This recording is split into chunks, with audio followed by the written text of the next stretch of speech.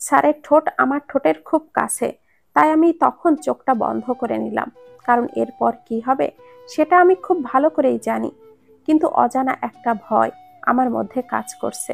কি হচ্ছে সেটা ভেবেই হয়তো ভালোবাসার মানুষের ঠোঁটের স্পর্শ পাবো, তার মধ্যে আমি আনন্দিত, কিন্তু তারপরও কাঁপা কাঁপা একটা অনুভূতি আমার মধ্যে কাজ করছে। আজ আমার বিয়ে, খুব খুশি লাগছে। এই দিনটার জন্য আমি কত কাল প্রতীক্ষায় ছিলাম, কারণ আমার দীর্ঘ 3 বছরের প্রেমের পূর্ণতা পাবে এই বিয়ের মাধ্যমে। আমার আর সাগরের দীর্ঘ 3 বছর ধরে প্রেম। আমি যখন অনার্স 2য় বর্ষে উঠি, তখন থেকেই আমার বাবা মা আমার বিয়ে দেওয়ার জন্য উঠে পড়ে লেগেছে। মা বাবা জিজ্ঞাসা করেছিল আমি কাউকে পছন্দ করি কিনা, যদি করে থাকি তাহলে যেন আমি তাদেরকে নির্ভয়ে বলি আমার পছন্দের কোনো ছেলে থাকলে তারা আমাকে তার সাথে বিয়ে দিতে রাজি আছে। আমি সেদিন বাবা মাকে আমার আর সাগরের রিলেশনের কথা বলে দিলাম, তারাও আমাদের প্রেমটা মেনে নিল।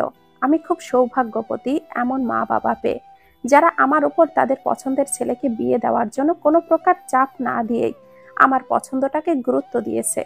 অন্য ছেলের সাথে কেন রিলেশন করেছি, রিলেশন কত বছর ধরে চলছে, সেই সব জিজ্ঞাসা না করে তারা শুধু এতটুকুই জানতে চাইলো ছেলের নাম কি। ভাবা যায় এমন বাবা মা আজও আছে।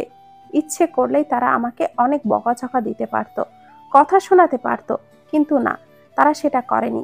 আমি জানি তারা কেন সেটা করেনি, কারণ তারা আমাকে অনেক বেশি বিশ্বাস করত। আর যাই হোক, তাদের মেয়ে তাদের বিশ্বাস নিয়ে খেলবে না, আর ভুল পথেও পা বাড়াবে না। আমার সুখেই তাদের সুখ, তাই তারা আমার সুখের জন্য সাগরকে মেনে নিয়েছে। আমিও আজীবন সেই চেষ্টাই করে গেছি যাতে আমার জন্য তাদের সম্মানহানি না হয়। এজন্যই আমি আমার রিলেশনের সব সময় সতর্কতা অবলম্বন করেছি। আমার আর সাগরের পরিবারের সম্মতিতেই আমাদের বিয়ের তারিখ ঠিক হলো।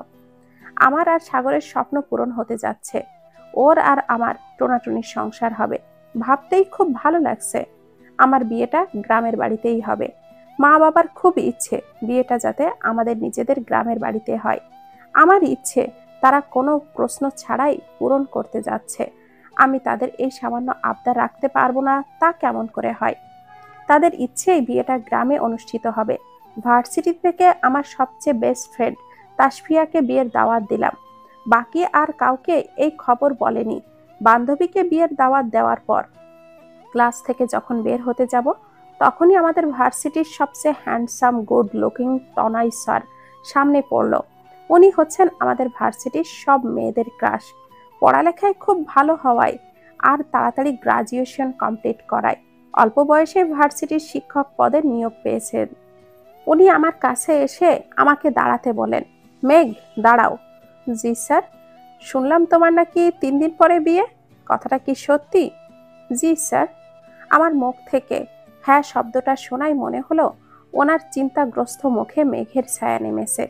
প্রতিদিন যাকে হাস্যোজ্জ্বল ভাবে থাকতে দেখি, আজ তার মুখটা কেমন যেন বিষাদে ছেয়ে গেছে, মুখটা শুকিয়ে কেমন যেন ফ্যাকাশে হয়ে গেছে। উনি গম্ভীর মুখে বললেন, তোমার বান্ধবীকে বিয়ের দাওয়াত দিলে, অথচ আমাকে দাওয়াত দিলে না। আমাকে কি তোমার বিয়ের দাওয়াত দেওয়া যেত না? স্যারের কথায় কিছুটা অবাক হলাম। স্যার আমার বিয়ের কথা কেমন করে জানলো? আমি তো শুধু তাসফিয়াকে আমার বিয়ের দাওয়াত দিয়েছি। আমার বিয়ের কথা তো একমাত্র ওই জানে। বুঝেছি, শয়তানিটা পেটে কিচ্ছু থাকে না। স্যারের সাথে ওর বন্ধুসুলভ সম্পর্ক, তাই হয়তো স্যারকে সবকিছু গড়গড় করে বলে দিয়েছে। মেঘ, কি ভাবছো? আমার প্রশ্নের উত্তর দিলে না যে? না স্যার, আসলে আমার বিয়েটা আমাদের গ্রামের বাড়িতেই হচ্ছে। আপনাকে দাওয়াত দিতাম, কিন্তু আবার ভাবলাম আপনি অত দূরে যাবেন না, তাই আর কি। তোমার গ্রামের বাড়িতে বিয়ে হোক বা যেখানেই বিয়ে হোক, অন্তত দাওয়াত তো দিতে পারতে। সম্ভব হলে যেতেও পারি। বিয়ে তো আর বাংলাদেশের বাহিরে হচ্ছে না, এখানেই হচ্ছে। তোমার বিয়েতে আমি যেতে চাই, আমাকে আমন্ত্রণ করা যাবে? খুব লজ্জায় পড়ে গিয়েছিলাম সেদিন। আসলেই তো, দাওয়াত দিলে কি বা এমন হতো? কমপক্ষে এরকম লজ্জা তো আর পড়তাম না। খুব ভুল করে ফেলেছি। মেঘ, কোথায় হারিয়ে যাও একটু পর পর তুমি? দেখো, তুমি দাওয়াত না দিলেও কিন্তু আমি তোমার বিয়েতে আসছি।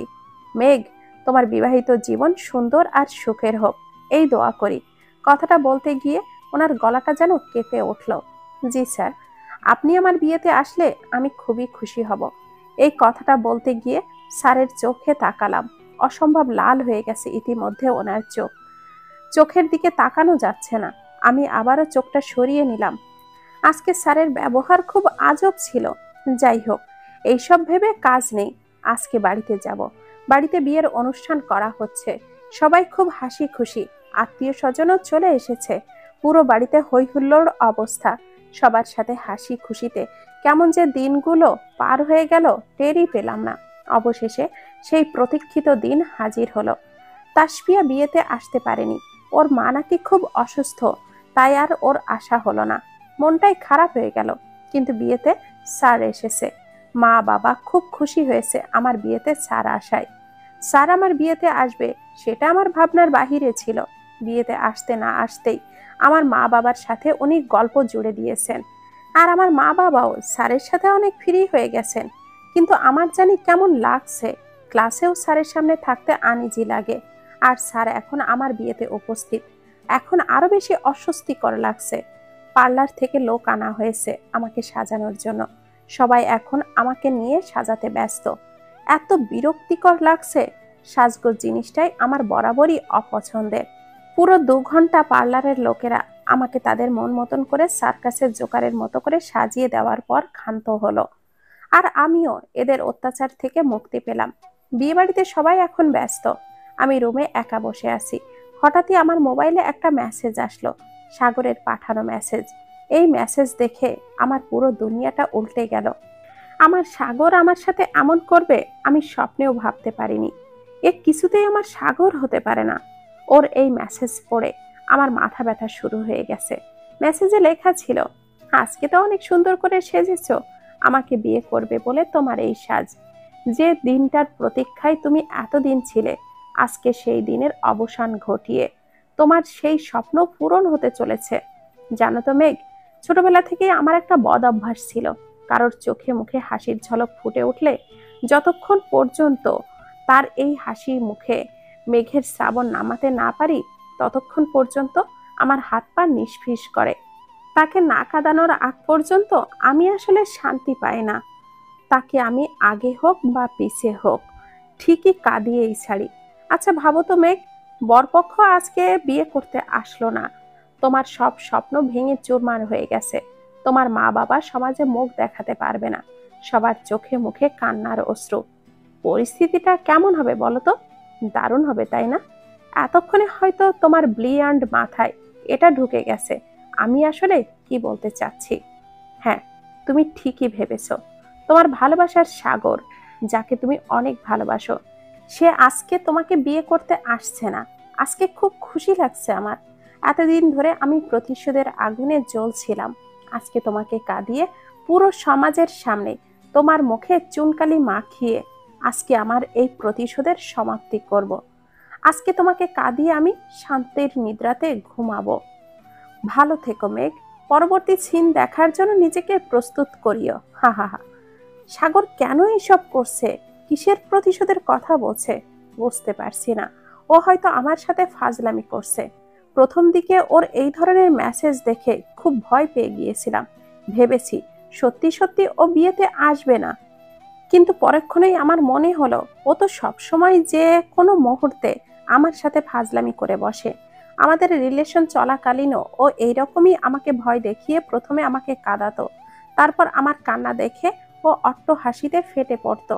বলতো, আরে বোকা মেয়ে, ফাজলামি করছিলাম এতক্ষণ ধরে। আসলে দেখতে চাচ্ছিলাম কাঁদলে তোমাকে কেমন লাগে। কিন্তু সেদিনের সেই কথাগুলো মেনে নিলেও আজকে মেনে নিতে পারছি না। সেই সময়ের পরিস্থিতি একরকম ছিল আর আজকের পরিস্থিতি আরেক রকম। এমন দিনেও কেউ এইভাবে ভয় দেখিয়ে ফাজলামি করে? এরকম ফাজলামির মানে কি? এখন কল দিয়ে ওকে ইচ্ছে মতো বকা দিব। আজকে ও আমাকে যতই কাঁদাতে চাক না কেন, আমি কিছুতেই কাঁদবো না। ওর এই ফাজলামি এক্ষুনি বের করছি। ওকে কল দিলাম। সাথে সাথে কলটা রিসিভ করলো। সাগর, এরকম ফাজলামির মানেটা কি?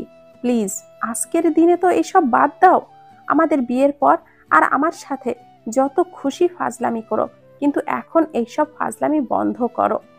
তুমি জানো, প্রথমে তোমার এই মেসেজ পেয়ে আমি কত ভয় পেয়ে গেছি। ভেবেছি তুমি সত্যি সত্যি আমার সাথে এইরকম করবে। কিন্তু পরে মনে হলো তুমি আমার সাথে ফাজলামি করছো। আমি তো জানি তুমি আমার সাথে কখনো এই রকমটা করবে না। আমি আমার সাগরকে চিনি।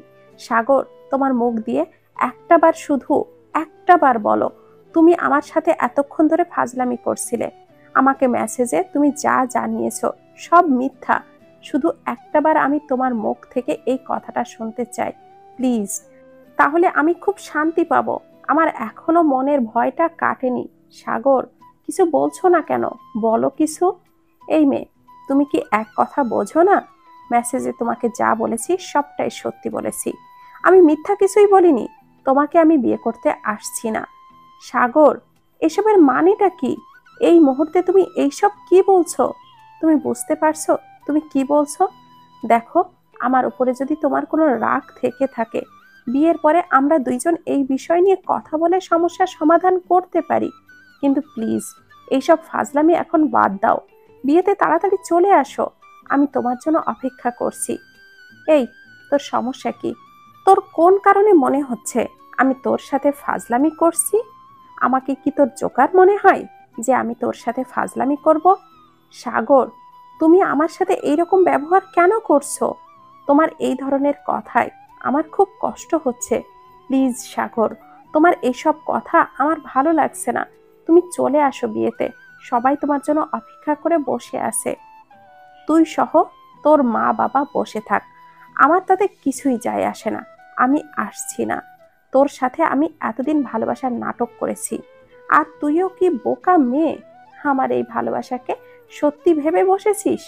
আবার আমাকে বিয়ে করার জন্য পাগল হয়ে গেছিস? আসলে তুই একটা বোকা। ভালোবাসার নাটক? সাগর, এইসব তুমি কি বলছো? আমি তোমার কি এমন ক্ষতি করেছি যার জন্য তুমি আমার সাথে এই জঘন্য খেলা খেলেছো? আমার অপরাধটা কি? অপরাধ? হাহা, তোর মেমোরি এমন কেন বলতো? আগের সব কথা ভুলে গেছিস? দাঁড়া, আমি তোকে মনে করিয়ে দিচ্ছি। মনে আছে 4 বছর আগে তুই আমাকে পাবলিক প্লেসে আমার বন্ধুদের সামনে আমাকে থাপ্পড় মেরেছিলি? তুই এই কথা এত তাড়াতাড়ি কেমন করে ভুলে গেলি? আমি তো এইসবের কিছুই ভুলিনি। বারবার আমার কানে সেই থাপ্পড়ের আওয়াজটা বাজে। ওই দিন থেকে মনে মনে প্রতিজ্ঞা করেছি তোর উপরে আমি প্রতিশোধ নেব।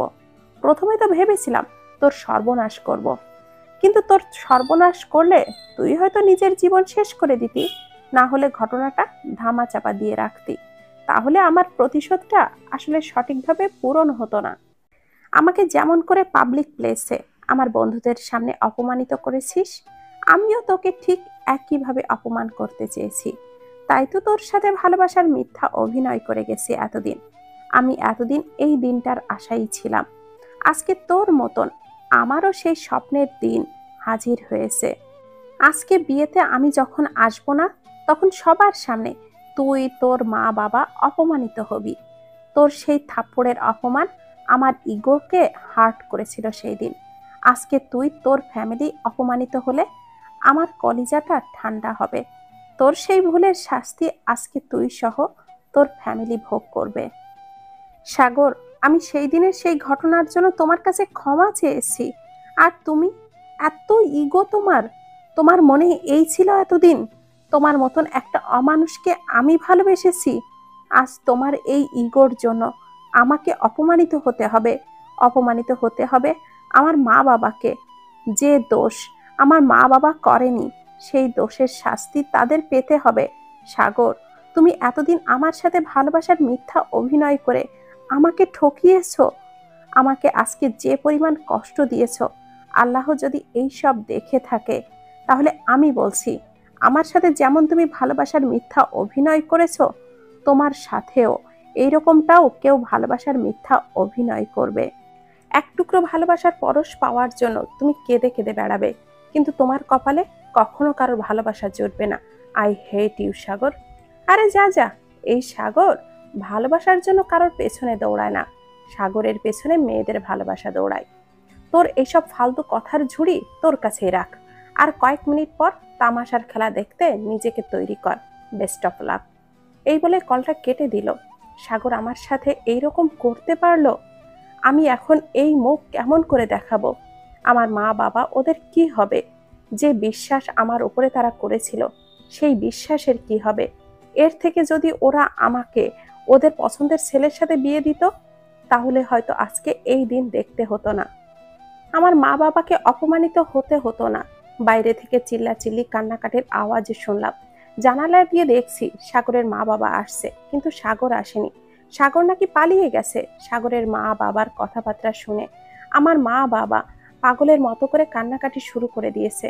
বিয়ের বাড়িতে আমন্ত্রিত মেহমানরা নিজেদের মধ্যে কানাঘুষা লাগিয়ে দিয়েছে। মা বাবাকে সান্ত্বনা দেওয়ার জন্য তনয় স্যার আপ্রাণ চেষ্টা চালিয়ে যাচ্ছে, কিন্তু তাদের কান্নাকাটি কিছুতেই থামছে না।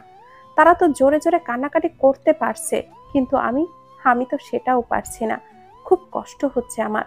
মা বাবার মতন কেঁদে এই কষ্টের ব্যথা কমাতে চাচ্ছি, কিন্তু আমার হাত পা বাঁধা। মেয়েদের এত জোরে কাঁদার কোনো অধিকার নেই। আমার জন্য, শুধু আমার জন্য তাদের আজকে এই অবস্থা। আমার পছন্দের উপরে অগাধ বিশ্বাস ছিল তাদের, তাই আমার পছন্দ অনুযায়ী তারা আমার বিয়েতে রাজি হয়েছে সাগরের সাথে। কিন্তু সাগর, ও কি করলো? ও আমার বিশ্বাস ভেঙে দিয়েছে। আমার জন্য আজকে আমার বাবা মাকে লোকের কথা শুনতে হচ্ছে। আমি কাঁদছি, মা বাবা কাঁদছে। এটাই তো তুমি চেয়েছিলে। তুমি না আশাতে হাসি খুশিতে ভরা বিয়ে ঘরে আজ শ্মশান ঘাটে মরা কান্নাতে পরিণত হয়েছে। এটাই তো তুমি দেখতে চেয়েছিলে। কোথায় তুমি? তোমার প্রতিশোধ নেওয়া সফল হয়েছে। কাপুরুষের মতন কেন পালিয়ে গেলে? সাহস করে একটাবার এসে দেখে যেতে। কি অবস্থা করে গিয়েছো তুমি। আজ শুধু আমি ঠকিনি, আমার সাথে আমার মা বাবাও ঠকেছে। ওদের সামনে আমি এই মুখ কি করে দেখাবো? আমি পারবো না এই মুখ নিয়ে তাদের সামনে যেতে। তাই এই জীবন শেষ করে দিব। আমি জানি আত্মহত্যা করা মহাপাপ, কিন্তু আমার কিছুই করার নেই। আমি ওদের এই কষ্ট আর কান্না দেখতে পারছি না। আমাকে মাফ করে দিও মা বাবা। তোমাদের মেয়ের জন্য আজকে তোমাদের এই অবস্থা। আমার ওপরে তোমাদের যে বিশ্বাস ছিল, সেই বিশ্বাসের মর্যাদা আমি রাখতে পারিনি। আলমারি থেকে বিষের বোতলটা নিলাম। বিয়ের কয়েকদিন আগে সাগরের সাথে দেখা করেছিলাম। সেদিন কথা বলার ছলে ও আমাকে একটা বিষের বোতল দিয়েছিল। আমাকে এই বিষের বোতল কেন দিচ্ছ? মেঘ, তোমাকে আমি এখন যে বিষের বোতলটা দিলাম, সেটা মাঝে মাঝে খুব কাজে লাগে। মানে, এই জিনিস আবার কাজে লাগে? কেমন করে? সবাই ভাবে এই বিষ শুধু মানুষের জীবন কেড়ে নিতে জানে, কিন্তু একটু ভালো করে ভেতর থেকে ভাবলেই দেখবে এটা শুধু জীবন কেড়ে না, বিষাদ কষ্ট থেকে মুক্তিও দেয়। তাই নাকি? তা আমাকে এটা দেওয়ার মানেটা কি? আমার মনে তো কোনো কষ্ট নেই। কয়েকদিন পর তোমাকে আপন করে পাবো। আমার সব স্বপ্ন পূরণ হবে। আমার মনে তো কোনো কষ্ট নেই। মানুষের ভাগ্য মুহূর্তেই পরিবর্তন হয়ে যেতে পারে। কখন কি ঘটে তা তো আর বলা যায় না। রেখে দাও এটা। প্রয়োজনে লাগতেও পারে। মাঝে মাঝে তুমি যে কি বলো না, কিছুই বুঝতে পারি না আমি। এসবের আবার প্রয়োজন পড়বে? এসবের প্রয়োজন পড়বে না। আরে, তারপরও রেখে দাও, দেখবে এখন না লাগলেও সঠিক সময় ঠিক কাজে দেবে। রেখে দাও নিজের কাছে। তখন সাগরের এই কথার মানেটা আমি বুঝিনি, কিন্তু আজকে বুঝতে পারছি ও সেই দিন কি বোঝাতে চেয়েছিল আমাকে। এরকম পরিস্থিতিতে সাগরের দেওয়া এই জিনিসটা আমার কাজে লাগবে, সেটা আমার কল্পনার বাহিরে ছিল। আজকে সত্যি জিনিসটা আমার কাজে লাগবে। দেখুন, আপনারা যদি এইরকম ভাবে ভেঙে পড়েন, তাহলে মেঘের কি হবে? এই পরিস্থিতিতে ওকে সামাল দেওয়ার জন্য আগে আপনাদের শক্ত হতে হবে। প্লিজ, আপনারা এরকম ভাবে কাঁদবেন না। বাবা, কি করব বলো তাহলে? ওই ছেলেটা আমার মেয়েটাকে এত ভালোবাসলো, আর ওর বিনিময়ে ও কি ধোঁকা দিল! এত বড় প্রতারণা! এরকম করার আগে একটাবার আমার মেয়েটার কথা ভাবলো না? ওই ছেলের কারণে লোক সমাজে আমাদের মাথা কাটা গেল। কি করে আমার মেয়েটাকে সান্ত্বনা দিব? আমার মেয়েটা এইসব শুনলে মারা যাবে। প্লিজ, এরকম করে বলবেন না আপনারা। মেঘের কিচ্ছু হবে না, আমার বিশ্বাস। আপনারা ওকে সব বুঝিয়ে বললে ও ঠিক সব বুঝবে। একজনের পাপের শাস্তি আরেকজন পাবে, সেটা কিছুতেই হতে পারে না। হঠাৎ মনে হলো বাইরের লোকজনের এত শোরগোল, ভেতর পর্যন্ত তো যাওয়ার কথা। এত কান্নাকাটি চিল্লানির আওয়াজ মেঘ শোনেনি তা কেমন করে হয়? ওকে তো কোথাও দেখতে পাচ্ছি না। এতক্ষণ ধরে এই পরিস্থিতিতে ও ঘরে বসে আছে। ব্যাপারটা সুবিধার মনে হচ্ছে না। এবার বুকের মধ্যে হু হু ডাকা শুরু করে দিয়েছে। ও ঘর থেকে নিজের কোনো ক্ষতি করে বসেনি তো আবার? মেঘের কয়েকজন আত্মীয় স্বজনকে ডেকে বললাম ওর মা বাবাকে সান্ত্বনা দেওয়ার জন্য। আমার একটু কাজ আছে। এই বলে আমি মেঘের ঘরের দিকে দৌড় দিলাম। মেঘ, মেঘ, একা একা কি করছো? দরজা খোলো। মেঘ, শুনতে পাচ্ছ আমার কথা? দরজা খোলো বলছি। দেখো, এখন যদি তুমি দরজা না খোলো তাহলে কিন্তু আমি দরজা ভাঙতে বাধ্য হব। এত কিছু বললাম, জোরে জোরে চিল্লিয়ে ওকে ডাকছি, কিন্তু ওর কোনো সাড়া শব্দ নেই। তার মানে ও আর কিছুই ভাবতে পারছি না। আমি ওকে কিছুই হতে দিব না। জানালাটা খোলা ছিল, সেখানে উকি দিয়ে দেখি ওর হাতে বিষের বোতল। এক দৃষ্টিতে সেখানে তাকিয়ে আছে। এই দৃশ্য দেখে ভয়ে আমার শরীরটা কেঁপে উঠল। তাড়াতাড়ি করে কয়েকজনকে ডেকে এনে দরজা ভাঙতে শুরু করলাম। দরজা ভেঙে ভেতরে ঢুকে তাড়াতাড়ি করে ওর হাত থেকে বিষের বোতলটা কেড়ে নিলাম। পাগল হয়ে গেছো? কি করতে যাচ্ছিলে তুমি মেঘ? বিষের বোতল দিয়ে কি করে মানুষ? আমি মরতে চাচ্ছি। বেঁচে থাকার কোনো অধিকার আমার নেই। কে বলেছে তোমাকে এইসব? পাগলের মতন আবল তাবল কি বলে যাচ্ছ কতক্ষণ ধরে? হ্যাঁ, আমি পাগল। পাগলের মতো একজনকে ভালোবেসেছি, যার মূল্য আমি সহ আমার গোটা ফ্যামিলি পাচ্ছে। ওদের সামনে কি করে মুখ দেখাবো আমি? দেন, আমাকে বিষের বোতলটা দেন। এটা খেয়ে সব ঠিক হয়ে যাবে। কি ঠিক হবে শুনি? কি ঠিক হবে? কিচ্ছু ঠিক হবে না। তুমি যে কাজটা করতে যাচ্ছ, তুমি জানো তোমার ফ্যামিলি যদি জানতে পারে তাদের মেয়ে এমন একটা কাজ করতে যাচ্ছে, তাহলে তারা কি পরিমাণ কষ্ট পাবে? বুঝতে পারছো আমার কথা? কোনো মা বাবাই চায় না তাদের সন্তানের কোনো ভুল পদক্ষেপের জন্য নিজেকে কষ্ট দেখ। সন্তানের কষ্ট মা বাবার কলিজায় গিয়ে লাগে।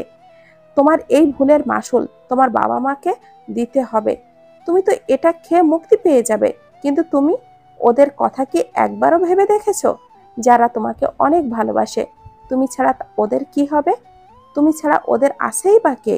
আর আমাকে বলো তো, এই বিষ খেলে কি ঠিক হয়ে যাবে? বলো। কি হলো, কথা বলছো না কেন? মান সম্মান বেঁচে যাবে? তোমার বাবা মার সামনে মুখ দেখাতে হবে না, এই জন্য তাই না? তাহলে তুমি এটা একা একা বসে কেন খাচ্ছ? এক কাজ করি না, এই বিষের বোতল তোমার বাবা মাকেও দিয়ে আসি আমি। কি বলো? তুমি সহ তোমার ফ্যামিলির এই কষ্টের অপমান থেকে মুক্তি পেয়ে যাবে। আপনি পাগল হয়ে গেছেন? কি বলছেন এইসব? আমার বাবা মাকে আপনি এই মৃত্যুর জিনিসটা দেবেন? আপনি মানুষ? হো, তাই বুঝি? নিজের বেলায় তো খুব ভালো বোঝো। সেলফিশ মেয়ে একটা। নিজেকে মুক্তি দিবে, বাবা মাকে দিবে না?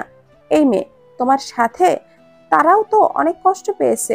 কই, তারা তো ভুলেও এই কাজটা করেনি। তুমি এই কাজ করে নিজেকে মুক্তি দিচ্ছ না, একসাথে দুইটা ভুল কাজ করছো। নিজেকে নিজে শেষ করে পাপ করছো, যার ক্ষমা আল্লাহর দরবারে নেই। আর নিজের মা বাবার কলিজায় আঘাত দিতে যাচ্ছ। তুমি এই যুগের মেয়ে, শিক্ষিত মেয়ে, কোথায় এই সময় নিজের বাবা মাকে গিয়ে সান্ত্বনা দিবে, মা বাবাকে বোঝাবে কিচ্ছু হয়নি, তোমরা শান্ত হও, তা না অমনি ঘরে বসে বসে মুক্তির পথ বেছে নিয়েছো। সেলফিশ কোথাকার! আপনি আমাকে সেলফিশ বললেন? হ্যাঁ বলছি, তুমি একটা সেলফিশ মেয়ে। আমি সেলফিশ না? আমি ভেবেছিলাম আমি সেলফিশ না, আমি ভেবেছিলাম এই পথ বেছে নিলে সব কিছু ঠিকঠাক হয়ে যাবে। আসলে মাথা ঠিক ছিল না, কি করব না করব মাথায় কাজ করছিল না। ওদের সামনে কেমন করে দাঁড়াবো বলতে পারেন? কেন দাঁড়াতে পারবে না তুমি? কি করেছো তুমি? কিচ্ছু করনি। তুমি একজন ভুল মানুষকে ভালোবেসেছো, যে তোমাকে ধোকা দিয়ে চলে গেছে। ওর পাপের শাস্তি ও পাবে। তুমি এই কাজ করলে ওই শয়তানটা জিতে যেত, আর তুমি কোনো পাপ না করেই হেরে যেতে। দেখো, যা হবার হয়ে গেছে। এইসব ভেবে নিজেকে আর কষ্ট দিও না। নিজেকে সামলাও। আমি আছি কি করতে, আমি সবকিছু ঠিক করে দিব। প্লিজ, এইসব ভেবে নিজেকে আর কষ্ট দিও না। মেঘের চোখের পানি হাত দিয়ে মুছে দিয়ে আরো কোলের কাছে টেনে নিল। মেঘ, চলো, নিচে চলো। তোমার মা বাবার এখন তোমাকে সবচেয়ে বেশি প্রয়োজন। অতিরিক্ত কান্নাকাটি করার কারণে ঠিকভাবে দাঁড়াতেও পারছি না, অনেকটা দুর্বল হয়ে গেছি। হাঁটতে গিয়ে যেই পড়ে যাব, অমনি স্যার আমাকে ধরে ফেললেন। তিনি আমার সমস্যাটা বুঝতে পেরেছেন, তাই আমাকে কোলে তুলে নিলেন। স্যার, হে কি করছেন? দেখতেই তো পারছো কি করছি। হ্যাঁ পারছি, আমাকে কোলে নিতে হবে না, আমি হেঁটে যেতে পারবো। সেটা তো দেখতে আর বুঝতেও পারছি, তাই তো কোলে নিয়েছি, তাই না? আর কোনো কথা বলো না। বোকা মেয়ের মতন কান্নাকাটি করে শরীরের কি হাল করেছো সেটা কি বুঝতে পেরেছো? চুপ করে থাকো, যা করছি আমাকে করতে দাও। আমিও আর বাড়াবাড়ি করলাম না। আসলেই কান্নাকাটি করে এমন অবস্থা হয়েছে, আমাকে এখন কোল থেকে নামিয়ে দিলেও বাকিটা পথ হেঁটে যাওয়ার শক্তিটুকুও আমার নেই। মেহমান ভর্তি বাড়িতে নিচে গিয়ে পৌঁছালে স্যার আমাকে তার কোল থেকে নামালেন। আমাকে দেখে মা বাবা পাগলের মতো করে কান্নাকাটি শুরু করে দিলেন। মেঘ, এ কি হলো রে মা? মা, আমরা বুঝতে পারিনি সাগর এইরকম হবে। বিয়ে যদি করবেই না, সেটা আমাদের কালকে হলেও বলতে পারতো, তাহলে আমাদের মান সম্মানটা অন্তত বেঁচে যেত। আজ যখন বিয়ে করতে আসার কথা ছিল, ঠিক তখনই বিয়ে করবে না বলে জানিয়ে দিয়েছে। কেন গর্ভবতী আত্মীয় স্বজন আর মেহমানদের সামনে ওই শয়তানটা আমাদের নাক কাটলো? মায়ের এই প্রশ্নের উত্তর দেওয়ার মতো ভাষা আমার কাছে নেই। কি করে বলবো? এই সব কিছুর মূলে দায়ী যে আমি নিজেই। বাবাকে দেখলাম চুপটি করে বসে আছে। এতক্ষণ ধরে যে কান্নাকাটি করেছিল তা ওনাকে দেখলে বোঝাই যাবে না। কি সান্ত্বনা দিব আমি ওদের? এটাই বলবো, তোমরা টেনশন করো না, যা হবার তা তো হয়েই গেছে, এখন আর কান্নাকাটি করে কি হবে? কিন্তু এইসব বলে কি সবকিছু ঠিকঠাক হয়ে যাবে? আমাদের হারিয়ে যাওয়া মান সম্মান তো আর ফিরে আসবে না। ঘরে আর বাইরে বয়স্ক গুরুজনরা বলেই চলেছে, বিয়ে না করে বর পালিয়ে গেল, নিশ্চয় মেয়ের চরিত্রে কোনো দোষ আছে। বর ভালো মানুষ, তাই হয়তো মেয়ের সব দোষ জেনেই বিয়ে করতে রাজি হয়েছিল। পরে হয়তো ছেলে ভেবে দেখেছে মেয়ের দোষ নেই, বা মেয়ের দোষ নিয়ে মেনে নিয়ে বিয়ে করে নিজের জীবনটাকে নষ্ট করার কোনো মানেই হয় না। তাই হয়তো মেয়ের দোষ নিজে থেকেই বাঁচানোর জন্য ছেলে বাধ্য হয়েই পালিয়ে গেছে। এই গ্রামের বয়স্ক লোকেরা কিছু একটা হলেই মেয়েদের চরিত্রে দোষ তুলে দেয়। ছেলে পালিয়ে গেল আর দোষ হলো মেয়ের। মেয়ের চরিত্রের দোষের কারণে ছেলে পালিয়ে গেছে। ছেলে পালিয়ে যাওয়ার কারণ এতক্ষণ পরে তারা নিজে গবেষণা করে উদ্ধার করলো, আর সব দোষ আমার উপরে চাপালো। সাগর পালিয়ে যাওয়ায় এইদিকে মার কান্নাকাটি, বাবার চুপচাপ হয়ে বসে থাকা আমাকে অস্থির করে তুলেছে। আর অন্যদিকে বয়স্ক লোকেরা আমার চরিত্র নিয়ে কথা বলছে। কোনো দিশা পাচ্ছি না আমি। কি করব? আমি হচ্ছি ঘর কোনো মেয়ে। কোনো ঝগড়া বিবাদ হলে আমি সেখান থেকে কেটে পড়ি। তাদের সাথে তাল মিলিয়ে ঝগড়া বা প্রতিবাদ করার মতো ক্ষমতা আমার কোনো কালেই ছিল না। এই পরিস্থিতিতে আমার কি বলা উচিত? বলা উচিত আমার চরিত্রে কোনো দোষ নেই। নিজেকে বেকসুর প্রমাণ করতে ইচ্ছে করছিল, মুখ খুলে কিছু কথা বলতে ইচ্ছে, কিন্তু আমার মুখের উপরে কথা আটকে রইল। কোনো টু শব্দটাও বাইরে আসলো না। আশেপাশে যারা সবাই আছে, আমাকে চেনে, তারা চুপ করে আছে, কারণ গুরুজনদের মুখের ওপর দিয়ে কথা বললে তাদের অপমান করা হয়। তাছাড়া যে প্রতিবাদ করতে যাব, বয়স্ক লোকেরা তারাও দোষ ত্রুটি তুলে ধরবে সাথে সাথে। তাই এই মুহূর্তে তাদের এই অপবাদ হজম করা ছাড়া আর কোনো উপায় নেই। আমি নির্বিকার ভাবে দাঁড়িয়ে আছি আর তাদের কথা শুনছি। না চাইতেও চোখের পানি ঝরে পড়ছে। অন্যদিকে ঘরে আমার মা পাগলের মতো করে প্রলাপ বকছে। এখন আমার মেয়েটার কি হবে? ওর জীবনটা শেষ হয়ে গেল। আমার মেয়েটাকে এখন কে বিয়ে করবে? এইসব নিয়ে কান্নাকাটি করছে। এতক্ষণ ধরে তনয় স্যার সবকিছু দেখছিল আর শুনছিল, কিন্তু এইবার তিনি আর চুপ করে থাকতে পারলেন না। তিনি বলে উঠলেন, মেয়ের চরিত্রে কোনো দোষ নেই। চরিত্রে যদি কারোর দোষ থেকে থাকে, তাহলে সেটা ছেলের চরিত্রে ছিল। ছেলের অনেক মেয়ের সাথে সম্পর্ক ছিল, কিন্তু বিয়ের আগে সেটা ছেলে বা ছেলে পক্ষের পরিবার মেয়েকে জানায়নি।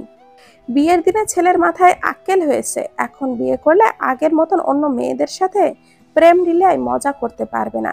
তাই বিয়ের দিনেই বর কনেকে বিয়ে না করে পালিয়েছে। এরপর তিনি প্রমাণস্বরূপ কয়েকটা ছবি দেখালেন, সাগরের সাথে অনেক মেয়ের ছবির ঘনিষ্ঠ মুহূর্ত তোলা। আমি নিজেও অবাক।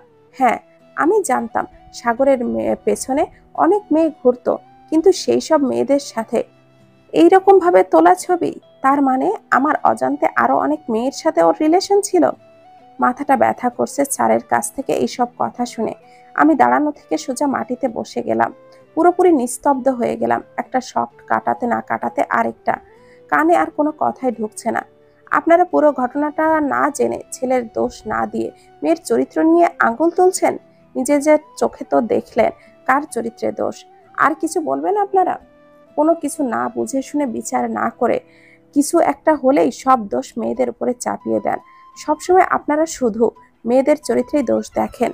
আমি নিজে একজন ছেলে হয়ে বলছি, কেন ছেলেরা কি দোষ করে না? নাকি ওরা ধোয়া তুলসী পাতা? যে ওর কোনো দোষ করতে পারে না বা জানে না। দেখেন, ছেলে হোক বা মেয়ে, দোষ যে কারোরই হতে পারে। আমরা আল্লাহর সৃষ্টি সেরা জীব। দোষ যারই হোক না কেন, আমরা নিজেরা তা ভালোভাবে না বুঝে, নিজের বিবেক বুদ্ধি দিয়ে তা ভালোভাবে বিচার বিবেচনা না করে শুধু শুধু মেয়ের চরিত্রে দোষ লাগিয়ে তাকে কথাটা শোনানো, সেটা কেমন বিচার হবে বলুন আপনারা? নিজেদের বিবেক বুদ্ধি কাজে লাগিয়ে যদি মেয়ের চরিত্রে দোষ আরোপ করা হয়, আর ছেলের দোষ থাকলে ও তাকে কটূক্তি কথা থেকে বিরত রাখা হয়, তাহলে সেটা আল্লাহর সৃষ্টিকে সহ নিজেদেরকে অবমাননা করা হয়। আপনারা মেয়ের চরিত্র সম্পর্কে না জেনে কত কিছু বলে ফেলেন। কই, মেয়ে পক্ষ তো একবারও এখন ছেলের চরিত্র সম্পর্কে জানার পরও তাকে নিয়ে কিছু বলেনি। বিয়ের দিন ছেলে পালিয়ে গেছে, কেউ কিছু বলছে না, কারণ সে ছেলে। ছেলে পালিয়ে গেলে এতে ছেলের দোষ আছে কি না তা যাচাই করলেন না, কিন্তু বিয়ের দিন মেয়ে পালিয়ে গেলে পুরো সমাজ সেই মেয়েকে নিয়ে কত কথা শোনায়। হ্যাঁ, রাইট। একবারও আপনাদের মনে হয় না এর সত্যতা যাচাই করে দেখি আসলে সমস্যাটি কার? এবার আর কেউ কোনো কথা বলছে না, সবাই চুপ হয়ে গেছে। স্যার এবার আমার বাবা মাকে বলেন, প্লিজ অযথা এইভাবে চোখের পানি ঝরাবেন না। আপনারা যদি অনুমতি দেন তাহলে আমি কিছু কথা বলতে চাই। আমার মা বাবা স্যারের দিকে নির্বিকার চোখে তাকিয়ে আছে।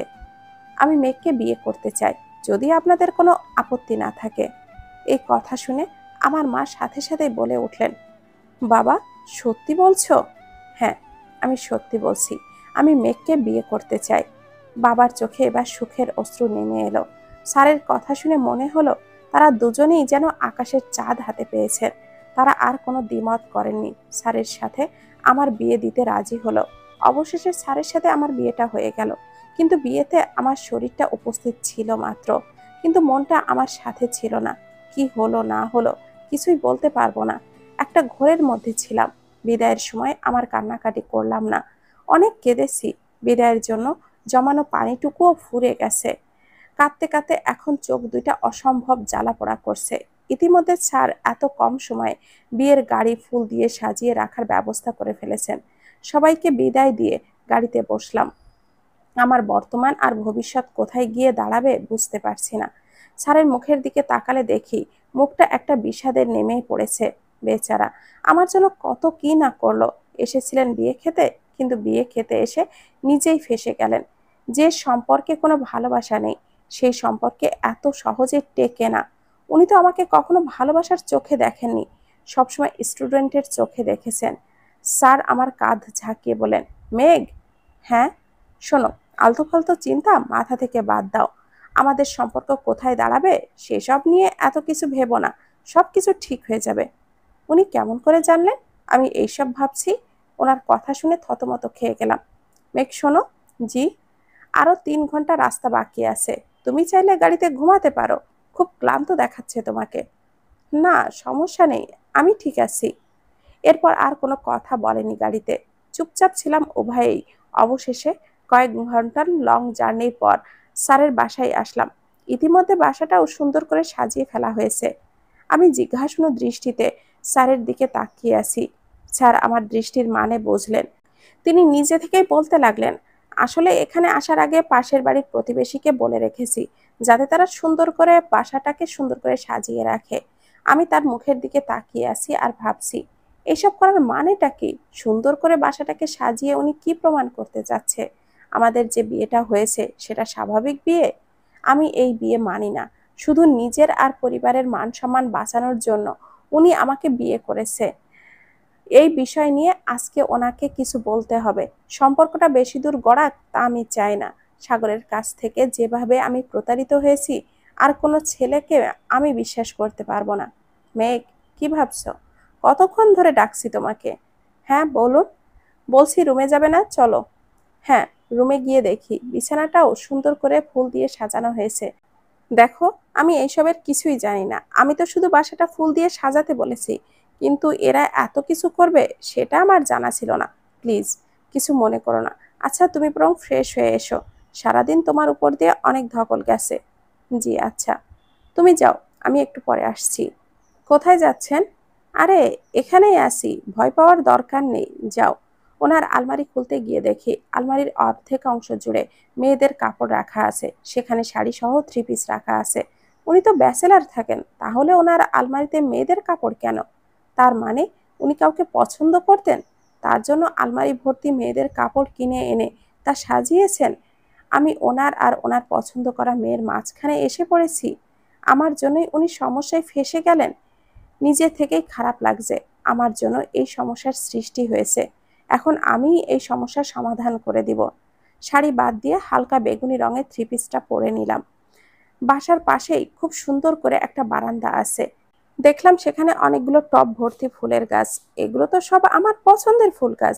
বারান্দার পাশে দোলনা ঝোলানো আছে। বাইরে থেকে খুব সুন্দর বাতাস বইছে। বারান্দার পাশে ফুলের টব আর এই ঝোলানো দোলনা দেখে আমার সাগরের কথা আবারও মনে পড়ে গেল। সাগরকে আমি বলেছিলাম আমরা যে রুমে থাকবো সেই রুমটার বারান্দাতে যেন আমার পছন্দের সব ফুল গাছ লাগানো হয়, আর সেখানে যাতে একটা দোলনা ঝোলানো থাকে, যেন অবসর সময়ে আমরা সেই দোলনাতে বসে আমাদের সারাদিনের ঘটে যাওয়া ঘটনাগুলো, জমে থাকা কথাগুলো একে অপরকে বলে সময় কাটাতে পারি। কিন্তু আমার সেই স্বপ্নই স্বপ্নই রয়ে গেল। এই যে মিস, না সরি মিসেস, হ্যাঁ, আচ্ছা মেঘ, তোমার কি মনে কোনো রাগ আছে? না তো স্যার। কি হয়েছে, হঠাৎ এমন প্রশ্ন কেন করলেন? এই যে মেয়ে শোনো, একে তো আমি এখন থেকে স্যার না, তোমার হাজবেন্ড, তাই আমাকে আর কখনো স্যার বলে ডাকবে না। আর দ্বিতীয়ত, তোমার বয়স তো এত বেশি না, তাহলে কথা বলতে বলতে বা একলা থাকলে তুমি কি সব ফালতু কথা ভেবে কোথায় জানি হারিয়ে যাও। অনেকবার ডাকার পরও তোমার কোনো হুঁশ থাকে না, তাহলে এটা তো একটা রোগের মধ্যেই পড়ে, তাই নয় কি? শোন মেঘ, এইসব ফালতু চিন্তা ভাবা প্লিজ বাদ দিয়ে দাও। যেসব কথা ভাবলে তোমার কষ্ট হয় অযথা সেসব ভেবে নিজেকে কষ্ট দেওয়ার মানেটা কি আমাকে সেটা বলতে পারো? এখন থেকে এইসব ফালতু কথা ভাববে না আর। সামনে তোমার অনেক রঙিন দিন আসবে, তাকে বরণ করে নিয়ে নিজের স্বপ্নগুলোকে পূরণ কর। অতীতের খারাপ দিনগুলোর কথা ভুলে গিয়ে নিজেকে ভালোবাসো। নিজের আপন মানুষ যারা তোমাকে ভালোবাসে তাদের জন্য নিজেকে শক্ত কর। তাদের ভালোবাসাকে আপন করে নাও, দেখবে তোমার ভিতরে আর কোন কষ্ট বাসা বাঁধবে না। তখন নিজেকে পরিপূর্ণ হবে। একটা খারাপ মানুষের জন্য জীবনটা কখনো থেমে থাকে না। জীবন ঠিকই তার গতিতে চলবে। আশা করি আজকের পর থেকে তুমি সাগরের কথা ভেবে আর আনমনা হবে না। অযথা নিজের চোখের জল ফেলবে না। যে তোমাকে বুঝে না শুধু শুধু তার জন্য নিজের চোখের জল ফেলার মানেটা কি? আমি কাঁদছি, আশ্চর্য, আর আমি সেটাই টের পেলাম না। গালে হাত দিয়ে দেখি আমার গাল বেয়ে চোখ থেকে নোনা জল পড়ছে আমার অজান্তে। স্যার এবার আমার কাছে এসে আমাকে জড়িয়ে ধরে আমার চোখের জল মুছে দিলেন। আজকের পর থেকে তোমার চোখ দিয়ে যাতে আর কোন অশ্রু পড়তে না দেখি আমি। এই চোখের জল দেখে আমার খুব কষ্ট হয়। এরপর তিনি আমার মাথাটা এনে তার বুকে রাখলেন। জানি না কেন ওনার বুকে মাথা রেখে কান্নার পরিমাণটা আগের থেকে আরও বেড়ে গেল। উনি আমার চুলে বিলি কেটে দিচ্ছেন। কিছুক্ষণ পর মেঘ, এই মেঘ, হুম, চল খাবার খাবে, অনেক আগে খাবার গরম করে রেখেছি, দেরি করলে ঠান্ডা হয়ে যাবে। চল।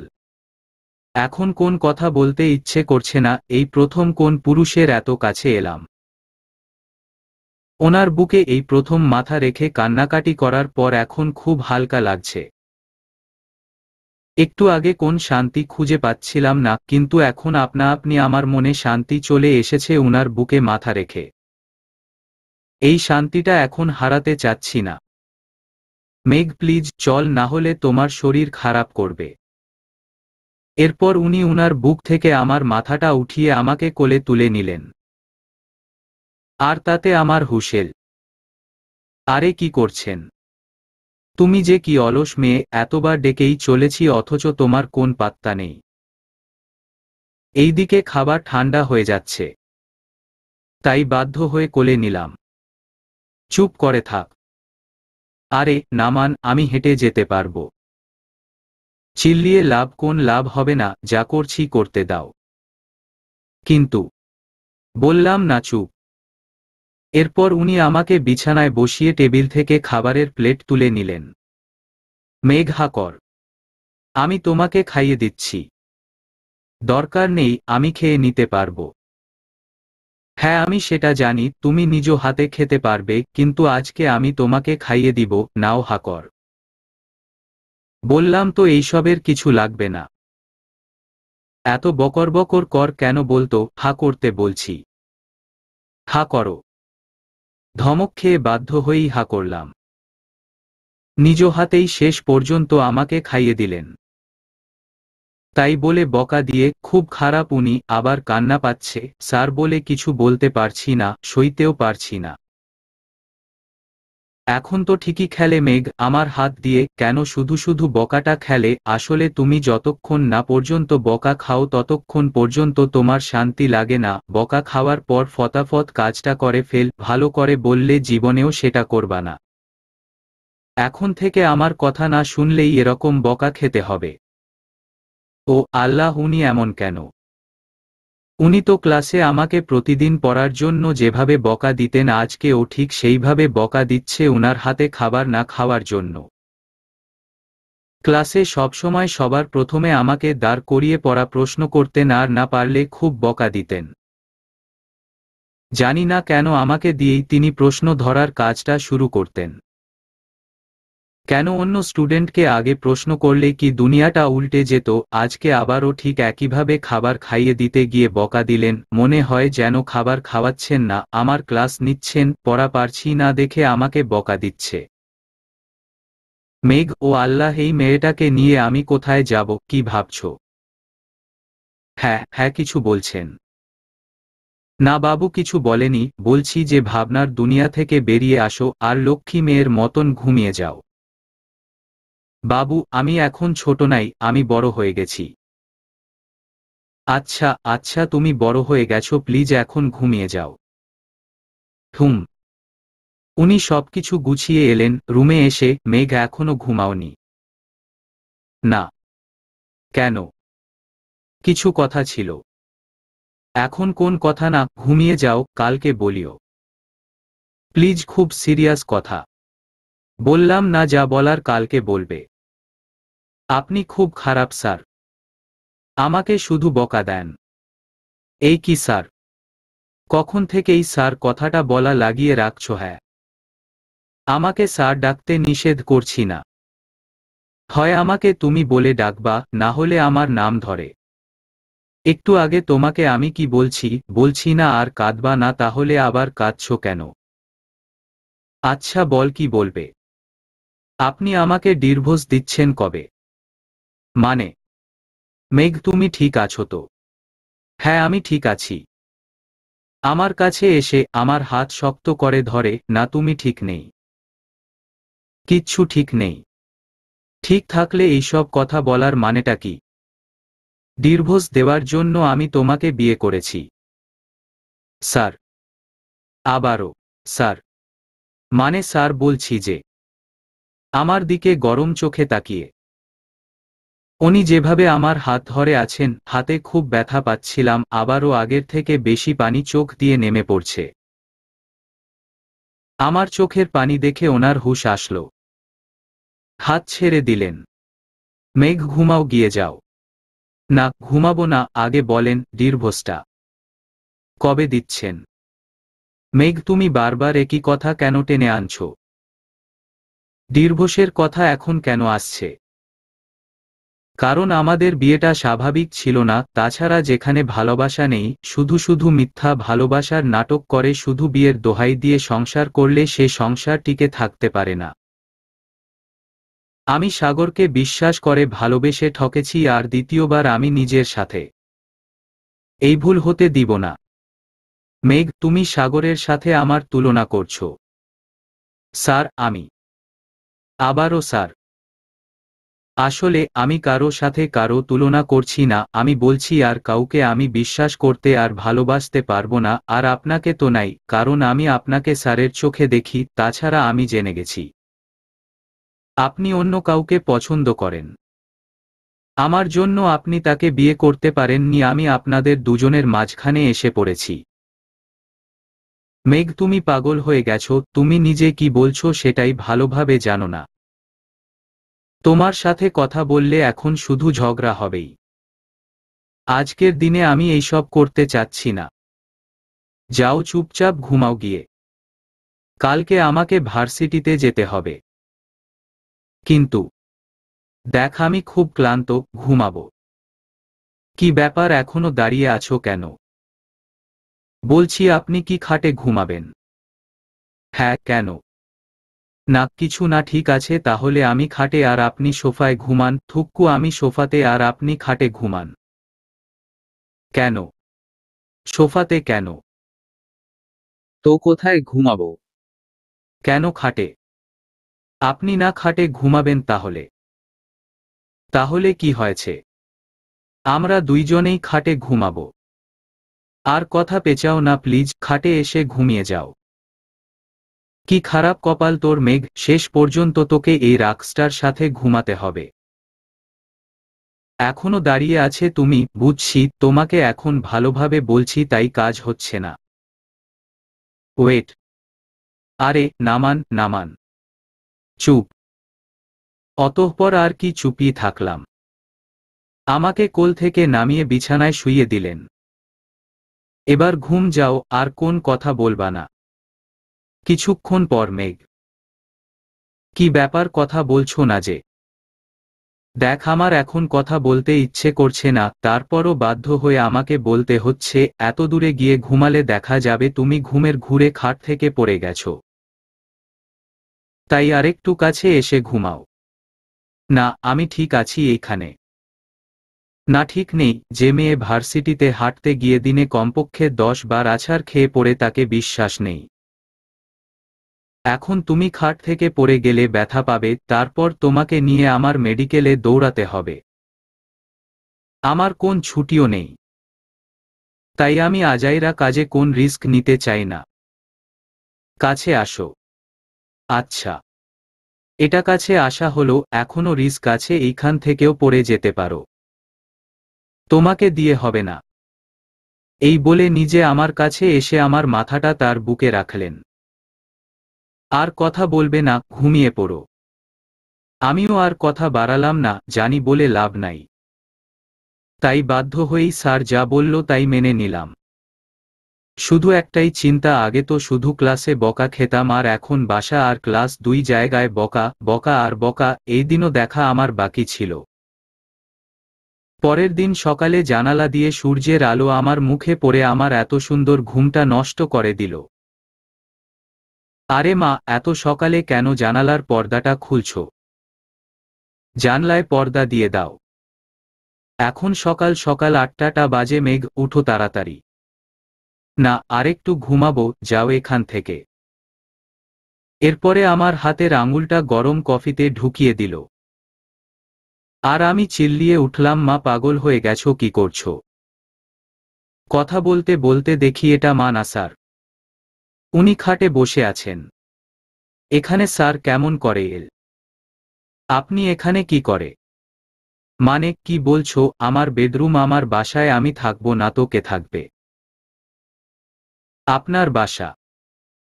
চারদিকে তাকিয়ে দেখলাম, হ্যাঁ তো এটা তো আমার বেডরুম না। এখানের কোন কিছু চিনা মনে হচ্ছে না। এটা যদি স্যারের বাসা হয় তাহলে আমি এখানে কেন? এরপরেই মনে পড়ে গেল কালকে স্যারের সাথে আমার বিয়ে হয়েছে, যার কারণে আমি এইখানে। হঠাৎ করে এক জায়গা থেকে আরেক জায়গায় আসা এরকম হয়েছে। আমার এই ধরনের ব্যবহারের জন্য খুব লজ্জায় পড়ে গেলাম। কি করব মাথায় আসছে না। গুড মর্নিং মেঘ। Good morning sir. দিলে তো সকালে মুডটা খারাপ করে। দেখ আমি তোমার হাজবেন্ড, হয় স্যার নয় প্লিজ। এই স্যার স্যার কথাটা বলা বন্ধ কর, বিরক্ত লাগে। আর আরেকটা কথা, মেঘ আগের মতন চললে তো আর হবে না। আজকে অনেক ঘুমিয়েছো, কারণ কালকে তুমি অনেক ক্লান্ত ছিলে, এইজন্য আমি তোমাকে এতক্ষণ ধরে ঘুম থেকে ডাকিনি। সকাল সকাল 8টা বাজে, এখনো তোমার ঘুম শেষ হয় নাই। আবার বলছো আরেকটু ঘুমাবো। এখন থেকে এত ঘুমানোর আরাম আমি হারাম করে দিব। কালকে সকাল সকাল ঘুম থেকে তোমাকে উঠতে হবে, বুঝেছ? হুম। টেবিল থেকে কফির কাপ তুলে আমাকে দিলেন। দেখ, চুপ করে বসে থাকলে হবে না, আমাকে ভার্সিটিতে যেতে হবে, আমার তো আর ছুটি নেই। তাড়াতাড়ি চাটা শেষ করে ফ্রেশ হয়ে খাওয়ার টেবিলে আসো, একসাথে নাস্তা করব। আচ্ছা। নাস্তার টেবিলে গিয়ে দেখি টেবিলে সুন্দর করে খাবার সাজানো হয়েছে।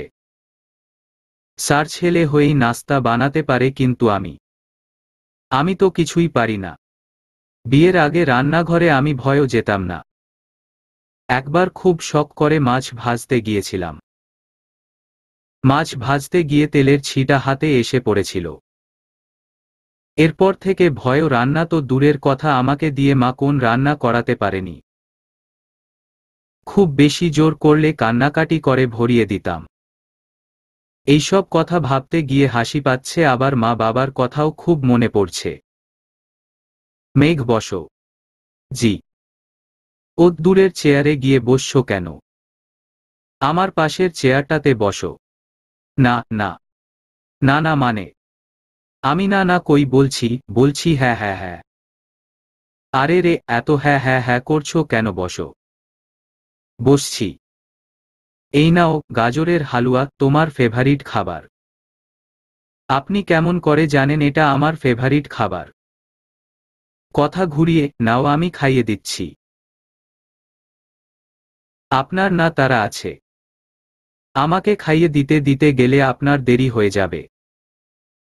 তোমাকে 1-2 চামচ খাইয়ে দিলে কোন দেরি হবে না? নাও হা কর। আরে বাহ, আজকে কিছু না বলে আমার হাত থেকে খাচ্ছ। ভেরি গুড গার্ল, আমার সাথে থাকতে থাকতে আরো গোড হয়ে যাবে। মেঘ বললে, না তো কেমন হয়েছে আমার হাতের রান্না? হেসে, হুম ভালো। শুধুই ভালো। ভাবনায় পড়ে গেলাম, আর কি বলবো, ভালো কথার সাথে আর কি কি প্রশংসনীয় কথা লাগাতে হবে। আচ্ছা থাক, ভাবতে হবে না আর, খাও। মেঘ, এত ধীরে ধীরে খাচ্ছ কেন? তাড়াতাড়ি নাস্তা খাওয়া শেষ কর। ভাবা শেষ? হ্যাঁ, কিছু বলছেন? কাকে কি বলি? বলছি ভাবাচিন্তা শেষ হয়ে গেলে বাস্তব দুনিয়ায় ফিরে আসেন দয়া করে। না না, ভাবছি না তো, এই যে খাচ্ছি, দেখেন দেখেন। হুম, দেখছি অনেক, আর দেখতে পারবো না এখন, দেরি হয়ে যাচ্ছে আমার। মেঘ, শুনো, তুমি তো ঘরের কোন কাজ পার না। ডাইরেক্টলি অপমান। দেখ, আমি আগে থেকে সেটা জানি, রান্না করতে পারো না সেটা সমস্যা না, তোমাকে রান্না শিখানোর মানুষ আজকে এসে যাবে, আর তোমার জন্য আজকে একটা সারপ্রাইজ আছে। কি সারপ্রাইজ? সেটা সময় হলে দেখতে পারবে।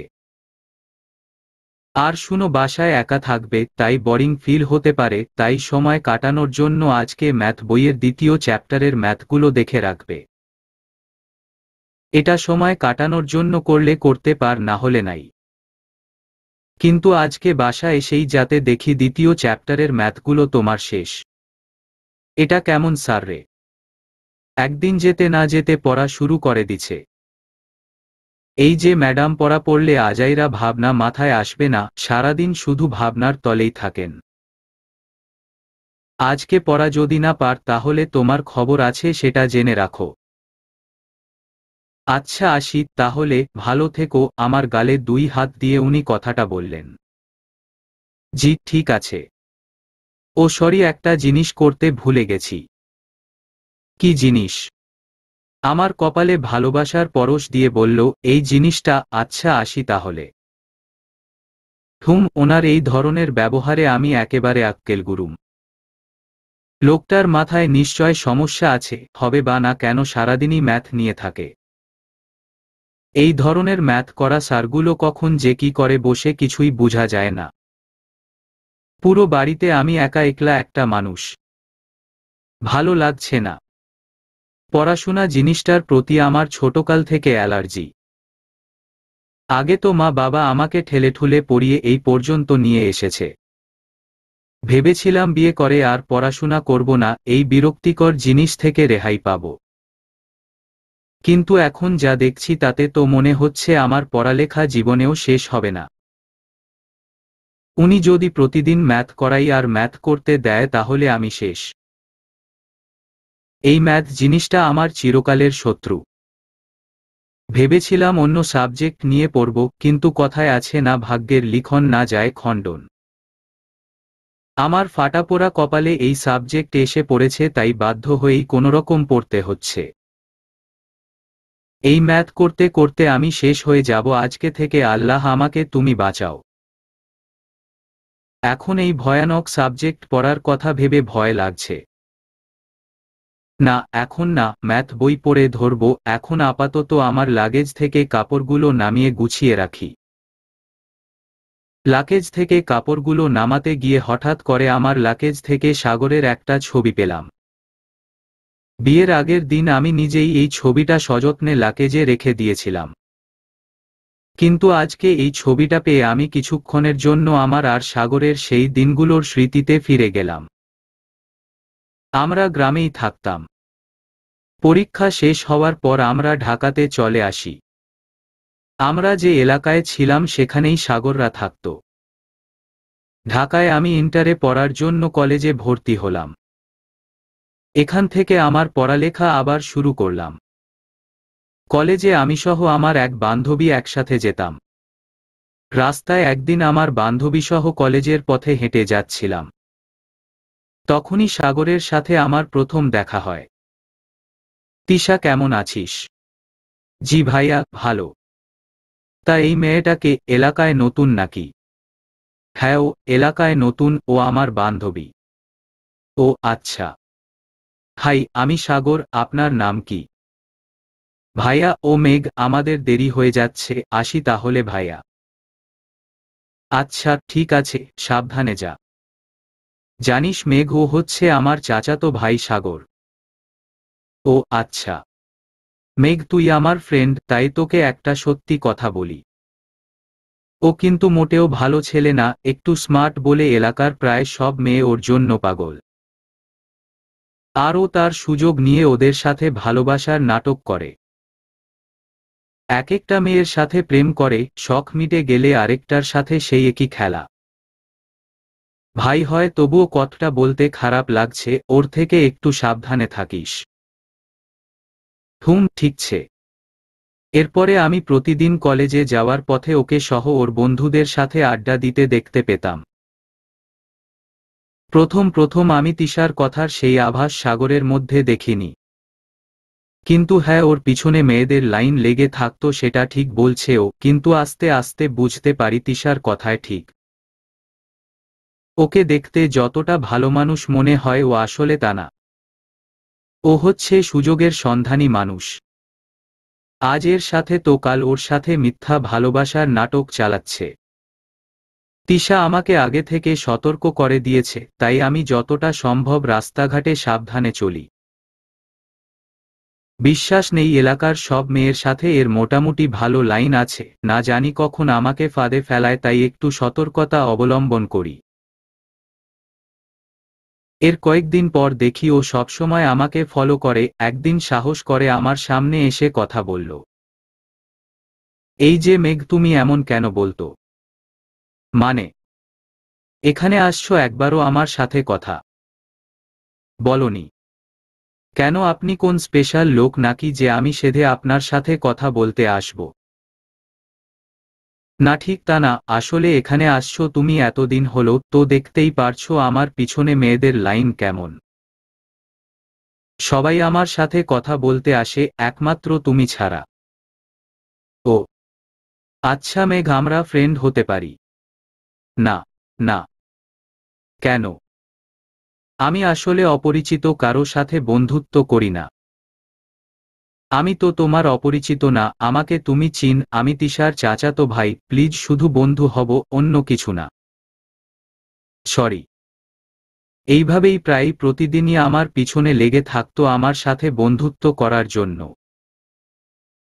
পরে বিরক্ত হয়ে এক প্রকার বাধ্য হয়েই ওর সাথে বন্ধুত্ব করেই ফেলি। এরপরে হঠাৎ করে একদিন আমাকে সবার সামনে প্রপোজ করে বসে, তখনই বুঝলাম তিশার কথাই ঠিক, ও আমাকে পটানোর জন্য এইসব করছে। ওর আসল উদ্দেশ্য আমি বুঝে গেছি, তাই ওকে না করে দিলাম। কিন্তু সেও ছাড়বার পাত্র নয়, আমার পিছনে প্রায়ই লেগে থাকত। হঠাৎ করে তিশার শরীর খারাপ থাকায় ওর পরবর্তীতে আমি আমার কলেজের ফ্রেন্ড ঋষাবের সাথে একসাথে কলেজ আসতাম যেতাম। একা আসতে যেতে ভয় লাগতো, তাই ওকে সাথে নিয়ে যেতাম। আর সেটা সাগর একদিন দেখে ফেলে। পরের দিন আমি শুনতে পারি আমার সেই ফ্রেন্ডকে কতগুলো ছেলে এসে মেরে চলে যায়। ওকে দেখার জন্য ওর বাসায় যায়। আমার ফ্রেন্ডকে ওরা এত মেরেছে যে ও দাঁড়াবার মতন অবস্থায় নাই। বুঝতে পেরেছি এই কাজ সাগরের। ওর সেই প্রপোজ মেনে না নেওয়া আর আমার সেই ফ্রেন্ডের সাথে একসাথে কলেজ আসা যাওয়া, এটা ও মেনে নিতে পারেনি। এই জিনিসটা ওর ইগোতে লেগেছিল। তাই আমার ফ্রেন্ডকে ইচ্ছেমতো ও সহ ওর বন্ধুরা মেরেছে। এতে আমার খুব রাগ উঠে গিয়েছিল সেদিন। ও ওর ফ্রেন্ডদের সাথে সবসময় যেখানে আড্ডা দেয় সেখানে গিয়ে পাবলিক প্লেসে ওর বন্ধুদের সামনে ওকে গাল কষে একটা থাপ্পড় মারি। তারপর কিছু কথা শুনিয়ে চলে আসি। কয়েক মাস পর ওর মধ্যে পরিবর্তন আসে। আগের সেই সাগর আর আগের মতন নেই, ও অনেক চেঞ্জ হতে থাকে। আগের মতন আর বন্ধুদের সাথে আড্ডা দেয় না। মেয়েরা ওর পিছনে লাগলেও ও এখন তার সুযোগ নিয়ে ওদের সাথে মিশে না। চাকরি করে সময় কাটাই, সবার মুখে এখন ওর প্রশংসা শুনি। হ্যাঁ, আমিও দেখেছি ও আর আগের সেই নেই। কিন্তু ওর একটা জিনিসই খারাপ লাগতো, আমার পিছনে ঘোরাঘুরি। এখনও সেই একই কাজ। একদিন আবারও সে প্রপোজ করে বসে, আমি এবার ও না করে দিই।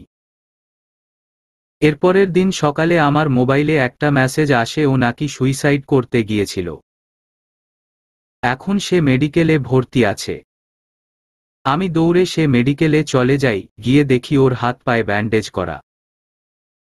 ব্লেড দিয়ে ও নিজের হাত পা কেটেছে। এইসব কি করেছেন আপনি? এভাবে নিজের ক্ষতিটা করার মানে কি? তোমার জন্য এইসব হয়েছে। আমি জানি আমি আগে খারাপ ছিলাম। তোমার সেই দিনের সেই থাপ্পড় খেয়ে বুঝেছি আমি কত খারাপ। তাই সেদিনের পর থেকে নিজেকে পরিবর্তন করি। আসলে আমাকে এইভাবে কেউ থাপ্পড় মেরে আমার ভুলগুলো কেউ ধরে দেয়নি। কিন্তু তুমি আমার সেই ভুল তুলে ধরে আমাকে সঠিক রাস্তা দেখিয়েছ। এরপর থেকে আমি তোমাকে সত্যিকার অর্থে ভালোবেসে ফেলি। কিন্তু তোমাকে সত্যিকারে যখন ভালোবেসে ফেলেছি তখন থেকে আবারও তোমার পিছনে লাগি। তোমার অবহেলা আমি সয়ে নিতাম এতদিন, কিন্তু সেই দিন আমার প্রপোজাল তুমি অ্যাকসেপ্ট না করাই আমি পুরোপুরি ভেঙে পড়ি। তোমার এই না শব্দটা আমার সহ্য হচ্ছিল না, খুব কষ্ট হচ্ছিল, তাই নিজেকে শেষ করে দিতে চেয়েছিলাম। যদি বেঁচে থেকে তোমার ভালোবাসা না পায় তাহলে এই জীবন রাখার মানেটা কি? এর থেকে মরে যাওয়া অনেক ভালো। ওর এই কথা শুনে সেদিন বুঝতে পেরেছিলাম এই পাগলকে আর কষ্ট দেওয়া চলবে না। ও শুধু আমাকেই ভালোবাসে। সেদিন থেকেই আমাদের ভালোবাসা শুরু হয়। ওকে আমি থাপ্পড় মেরে যে ভুল করেছিলাম, সেদিনের সেই ভুলের জন্য আমি ওর কাছে ক্ষমা চেয়ে নিয়েছিলাম। ও বলেছিল সেই দিনের সেই থাপ্পড়টা ওর জন্য দরকার ছিল, না হলে সে নিজের ভুল বুঝতে পারত না। এতে ক্ষমা চাওয়ার কিছু নেই। কিন্তু আমি ভুল ছিলাম। সেই দিনের সেই ঘটনা ওর ইগোতে খুব লেগেছিল, তাই আমার উপর প্রতিশোধ নেওয়ার জন্য ও অনেক আগে থেকে সব প্ল্যান করে রেখেছিল।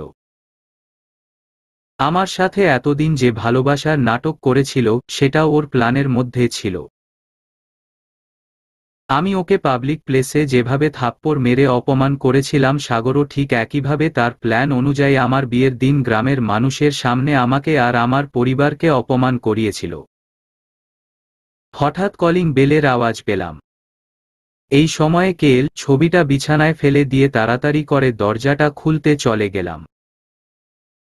দরজা খুলে আমি যা দেখলাম তার জন্য আমি মোটেও প্রস্তুত ছিলাম না। অনেক অবাক তো হয়েছি, তার সাথে নিজের চোখকে আমি বিশ্বাস করাতে পারছি না। মেঘ আন্টি, আপনি? মেঘ তুই সত্যিই অনেক অবাক হয়ে গেছি। কত বছর হয়ে গেল উনাকে দেখি না। এভাবে আবারও যে উনার সাথে দেখা হবে সেটা আমি ভাবতেই পারিনি। উনাকে দেখে খুব খুশি লাগছে। দৌড়ে গিয়ে উনাকে জড়িয়ে ধরলাম। আন্টি কেমন আছেন? আপনাকে আমি আবার পেয়ে যাব তা ভাবতেই পারিনি। এই রে দেখ মেয়ে তো দেখি কান্না করে দিচ্ছে। এত কাঁদিস কেন তুই? হ্যাঁ। আমার চোখের জল মুছে দিয়ে বলল, মেঘ আমি ভালো আছি রে মা। তুই কেমন আছিস? ভালো। কিন্তু মেঘ তুই এখানে কিভাবে? কোন উত্তর খুঁজে পাচ্ছিলাম না কি বলবো। আন্টির পিছনে স্যার দাঁড়িয়ে ছিল, আমি সেটা এতক্ষণ খেয়াল করিনি। তিনিই নিজ থেকে বললেন, মা ওই হচ্ছে তোমার বৌমা যাকে দেখার জন্য তুমি গ্রাম থেকে শহরে এসেছো। আমি আর আন্টি স্যারের দিকে তাকিয়ে আছি। কি বললি তুই? মেঘ আমার বৌমা? হ্যাঁ মা। আর আমিও মনে মনে ভাবছি তন্ময় স্যার আন্টির ছেলে। আন্টির দিকে তাকিয়ে আছি এবার, আর ভাবছি উনি কি আমাকে মেনে নিবেন। তন্ময় তোকে আমি মেঘের কথা প্রায় বলতাম না, দেখেই সে মেঘ।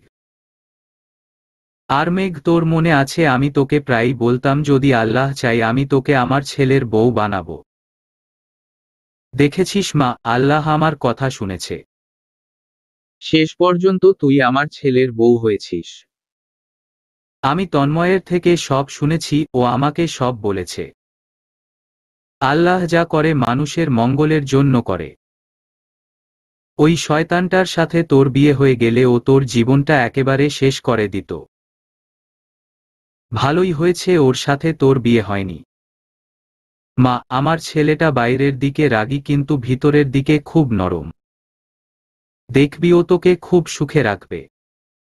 আরে বাইরে দাঁড়িয়ে সব কথা বলবে নাকি? এত দূর থেকে এসেছো, একটু রেস্ট নাও। রেস্ট অনেক নেওয়া যাবে। অনেক দিন পর আমার মেয়েটাকে পেয়েছি। কতদিন হলো ওর সাথে গল্প করি না, এখন ওর সাথে গল্প করব। হ্যাঁ কর ওর সাথে গল্প, তাহলে আজকে না খেয়ে থাকা লাগবে। কেন? কারণ আপনার এই মেয়ের হাতের রান্না কাঁচা। আপনার মেয়েকে বলেছি আজকে ওকে সারপ্রাইজ দিব। আর সেই সারপ্রাইজটা দেওয়ার জন্য আপনাকে নিয়ে এসেছি, যাতে আপনার বৌমা মানে আপনার মেয়েকে দেখতে পারেন। আর মেঘও আমার সারপ্রাইজটা দেখতে পারে। আর ওকে একটু রান্নাবান্না শিখিয়ে দিবেন যাতে ওর হাতের রান্না খাওয়ার একটু উপযোগী হয়। বউ থাকতে নিজে রান্না করে কেন খাবো? ওকে ভালো করে রান্না শিখাবে মা, যাতে ওর হাত থেকে প্রতিদিন ভালো ভালো আইটেমের রান্না খেতে পারি। ইসিরে দিল তো আন্টির সামনে আমার প্রেস্টিজ নষ্ট করে। আচ্ছা আচ্ছা শিখিয়ে দিবনে। মেঘ চল তো মা, রান্নাঘরে চল। কিছু রেঁধেনি আজকে আমি রাঁধব আর তুই দেখবি। আন্টি এখন আপনি আগে রেস্ট নেন, পরেও শিখিয়ে দিতে পারবেন। ওই আন্টি কি হুম আগে ডাকতি মানা যেত, এখন আর আন্টি ডাকবি না। তোর মাকে কি বলে ডাকস তুই? আম্মু। তো তাহলে আমাকেও তুই আম্মু বলে ডাকবি। তুই আমার বউ না আমার মেয়ে? আমার তো মেয়ে নেই, তোকে দিয়ে আমার মেয়ের আশা পূরণ করব। আমার রেস্ট নেওয়া লাগবে না, তোকে দেখে আমার মন এমনিতেই ভালো হয়ে গেছে। চল চল তাড়াতাড়ি রান্নাঘরে গিয়ে রান্নার কাজটা শেষ করে আসি। রান্না শেষ করে আমার রুমে গিয়ে দেখি স্যারের হাতে সাগরের ছবি ও শীট। এই ছবিটা এখানে রেখে চলে গেছি। জানি না এখন উনি কি রিয়েক্ট করবেন। মেঘ, এই ছবিটা এখানে কেন? মেঘ কিছু জিজ্ঞাস করছি। এইটা আম্মার লাকেজ থেকে। একদম তোতলাবে না, যা বলার ক্লিয়ার করে বল। তুমি লাকেজ থেকে ছবিটা বের করেছো? হ্যাঁ। মেঘ, এত কিছুর পরও তুমি কি এখনো সাগরকে ভালোবাসো? তার উত্তর আমি নিজেও জানি না। জানি ওকে আমার ঘৃণা করা উচিত, কিন্তু প্রথম ভালোবাসা বলে কথা, কিছুটা মায়া এখনো ওর জন্য আছে। এর উত্তর আমি কি দিব জানি না। তোমার চুপচাপ থাকাটা আমি কি ধরে নিব? তার মানে এত কিছুর পরেও তুমি? এই বলে আমাকে নিজের বুকে টেনে নিলেন। মেঘ, কেমন করে ওকে তুমি এখনো ভালোবাসতে পার? ও একটা প্রতারক, ও তোমাকে আর তোমার পরিবারের সাথে প্রতারণা করে সবাইকে কষ্ট দিয়েছে, তারপরও তুমি যেই বোকা সেই বোকাই রয়ে গেল। যে তোমাকে ভালোবাসে তাকে তুমি বুঝো না, আর যে তোমাকে ভালোবাসার মিথ্যা স্বপ্ন দেখিয়ে তোমার সাথে প্রতারণা করেছে তাকে তুমি। এই বলে তিনি আমাকে ফ্লোরে ছুঁড়ে ফেলে দিয়ে চলে গেলেন। আমার হাতটা টেবিলে রাখা কাচের জগের সাথে লাগায়, কাচের জগটা ফ্লোরে পড়ে ভেঙে যায় আর সেই কাচের টুকরো আমার হাতে লেগে হাত কেটে যায়। রাতে তিনি খুব সামান্য খেলেন। মায়ের সাথে হাসিমুখে কথা বললেন, কিন্তু আমার সাথে একটাও কথা বললেন না। জানি উনার সেই প্রশ্নের জবাবে আমার চুপ থাকাটা তাকে কষ্ট দিয়েছে। কিন্তু আমারই বা কি করার, সাগরকে ভুলতে আমার সময় লাগবে। ওর মায়া কাটাতে হলে একটু সময় আমার দরকার। আপনি কি আমার উপর রেগে আছেন? দেখুন, আমি চাইনি। মেঘ, আমি কোন কিছু শুনতে চাচ্ছি না, যা বুঝার আমি বুঝে গেছি, আমাকে আর বুঝো দিতে এসো না। খুব রেগে আছেন উনি, জানি না কি কথা বলে উনাকে মানাতে হবে। এখন যতই বুঝানোর চেষ্টা করি সব বৃথা যাবে। কিছুক্ষণ পর, মেঘ, জি, এদিকে তাকাও। এরকম কেন তুমি? এত কেয়ারলেস কেন নিজের প্রতি? হাত কেটে রক্ত বের হচ্ছে, তারপরও তুমি হাতে ব্যান্ডেজ করে নিতে পারোনি। তোমাকে ফ্লোরে ফেলে দিয়ে যখন রুম থেকে বের হলাম তখন কিছু একটা পড়ে যাওয়ার আওয়াজ পেলাম। একটু আগে এখানে হাঁটতে গিয়ে আমার পায়ে কাচের টুকরা ফুটলো। আর তাতে মনে হলো তোমাকে যেভাবে ধাক্কা দিয়েছি তাতে নিশ্চয় তোমার হাত পায়ে কাচের টুকরা লেগে তোমার হাত পা নিশ্চয় কেটে গেছে। দেখ, এখন হাত দিয়ে ফিনকি রক্ত পড়ছে আর তুমি এখনো হাত চেপে ধরে আছো। আসলে আসলে নকলে আমি কিচ্ছু বুঝতে চাই না। তুমি কি চাও বলতো? তোমার কারণে আমি কষ্ট পাই সেটাই চাও? খুব ভালো লাগে আমাকে কষ্ট দিতে। চুপ, একদম চুপ, তোমার কান্নার একটা শব্দও যাতে আমি কানে না আসে। স্যারের বকা খেয়ে আমি আগের থেকেও আরো বেশি করে কান্না করে দিলাম। কতগুলো বকা দিল! এত বকা খেয়ে কেমন করে চুপ থাকা যায়? খুব খারাপ। উনি আমার পুরো কথা না শুনে কতগুলো বকা দিল। উনি ড্রয়ার থেকে ফার্স্ট এইড বক্স এনে আমার হাত ব্যান্ডেজ করে দিলেন। আরেকদিকে আমার কান্না চলছেই। তিনি বিরক্ত হয়ে আবার বললেন, মেঘ, কান্না বন্ধ কর। কান্না কিছুতেই থামতেই চাইছে না। খুব চেষ্টা করছি থামাবার, কিন্তু তারপরও অনবরত চোখ দিয়ে পানি ঝরে পড়ছে আর কান্নার আওয়াজ বের হচ্ছে। লক্ষ্মীটি, প্লিজ কান্না বন্ধ কর, এই বলে আমাকে তার বুকে টেনে নিলেন। মেঘ, যেই কাজ আমার পছন্দের না তারপরও তুমি সেই কাজ কেন কর বলতো? হাত দিয়ে কতগুলো রক্ত বের হলো অথচ তুমি হাতে ব্যান্ডেজটাও পর্যন্ত বাঁধোনি। তোমার এইরকম কাজে কার না রাগ উঠবে বল? আমি ফুপিয়ে আমি হাতে ব্যান্ডেজ করতে চেয়েছিলাম। কিন্তু আমি এই বাসায় মাত্র একদিন হলো এসেছি, কোথায় কি আছে তা কেমন করে জানব? ফার্স্ট এইড বক্স কত খুঁজেছি কিন্তু কোথাও পাইনি। আপনি আমার কোন কথা না শুনে কিছু না জেনে মাকে কতগুলো বকা দিয়েছেন। কান্নার কারণে কথাগুলো এইরকম শোনাচ্ছে। কত বকা দিলেন এই পর্যন্ত উনি আমাকে? এত বকা আমার বাবার বাড়িতে থাকতেও আমি কখনো খাইনি, যতগুলো এখানে আসার পর ওনার কাছ থেকে খেয়েছি।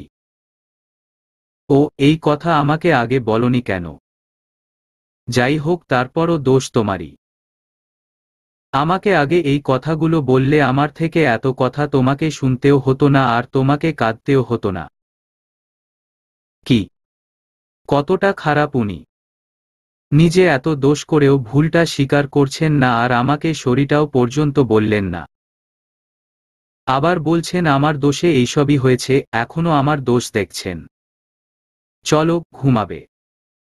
না, আমি আপনার সাথে ঘুমাবো না। আজকে এত দোষ করেও না বলছো। তোমার কোন কথা আমি শুনতে চাইনি, শুধু বলেছি ঘুমাতে আসো। না, আসলেই তো জানো কি করব আমি? কি করবেন আবার? আমাকে কোলে তুলে নিয়ে বিছানায় শুইয়ে দিবেন। কি কোলে? উনার কোলে উঠবো কাভি নেহি। আজকে উনার উপরে খুব রাগ করেছি। স্যার হয়েছেন বলে কি আমার মাথা কিনে নিয়েছেন নাকি যখন তখন শুধু বকা আর ধমক দিবেন? আজকে উনার কোলে কিছুতেই উঠব না, এত বোকা আমি না। মনে হয় যেন কিছুই বুঝি না আমি, তাই না?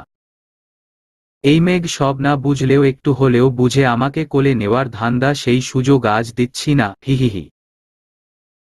দৌড়ে বিছানায় গিয়ে চোখ বন্ধ করে শুয়ে গেলাম। এইবার বুঝো ঠেলা স্যার, হিহিহি।